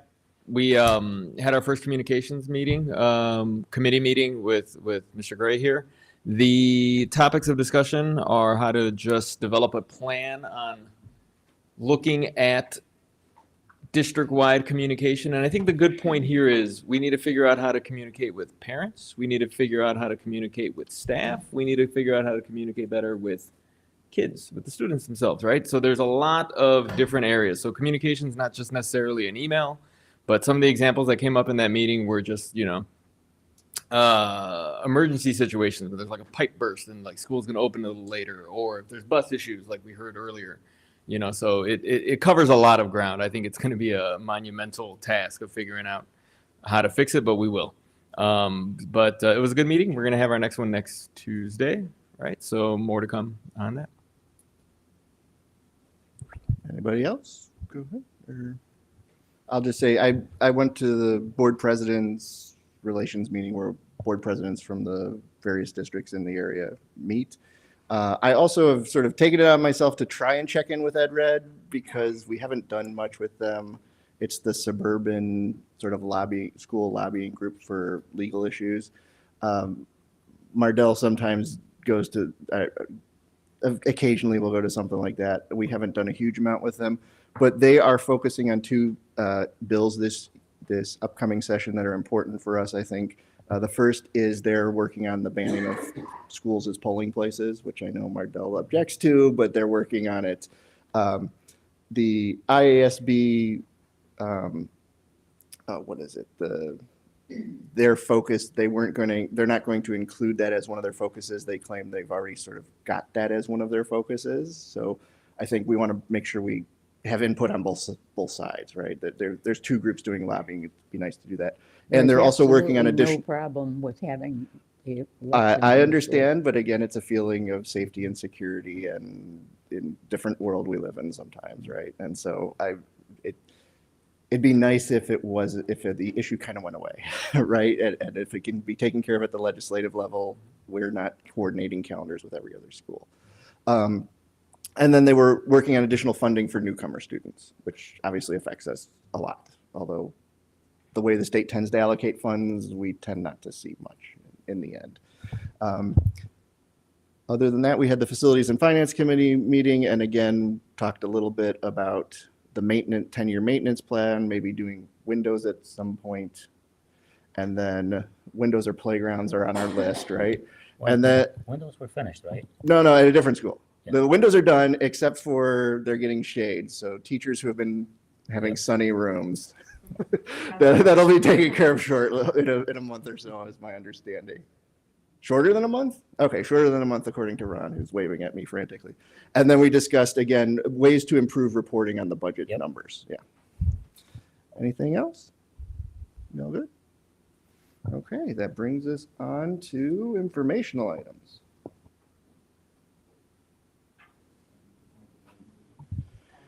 Yeah. 10-year Ron has facilities 10.1. plan. Yeah.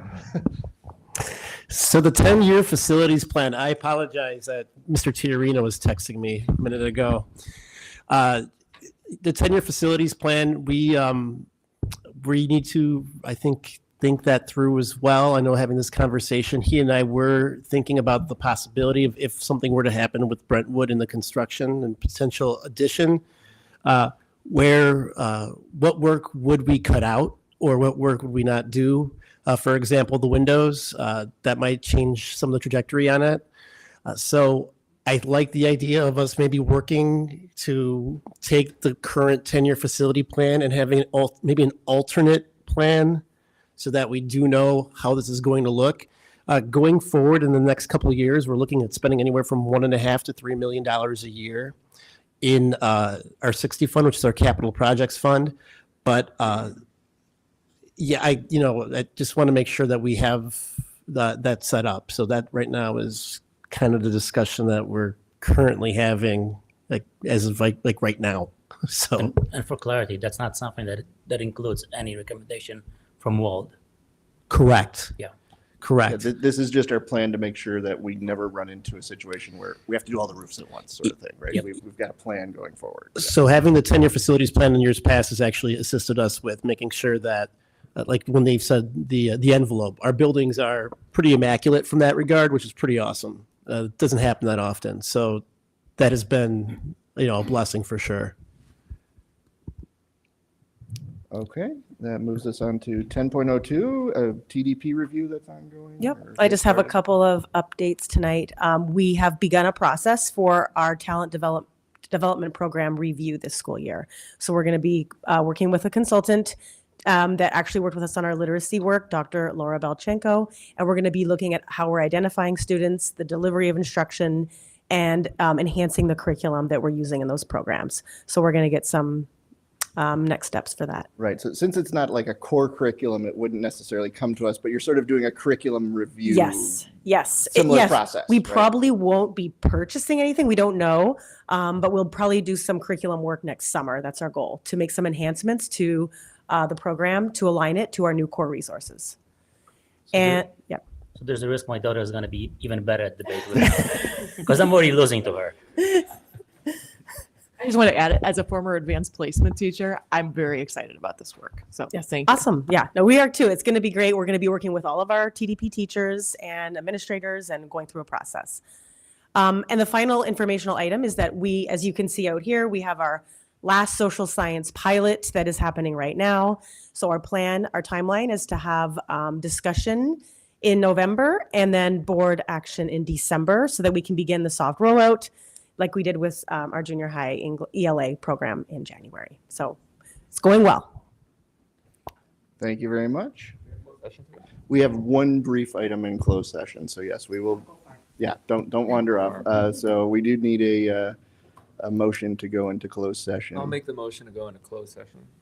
Second. All right, then we need a Who seconded, vote. Sarah? Sarah, yeah. Be resolved on the 11th day of September 2023. The Community Consolidated School District 59 Board of Education recess and a closed meeting for the discussion of A through E as set forth in this motion at 9:54 p.m. Second. Or Well, Sarah it's did. already been seconded. We just need to vote. All right. After we Espino, vote. absent. Oh, are we ready for a vote? Yeah, go ahead. Johnson? Aye. Mancia, aye. Sager? Aye. Schumacher? Aye. Sesney? Aye. Zach? Aye. And the motion passes. Thank you to everybody who stayed all the way to the end.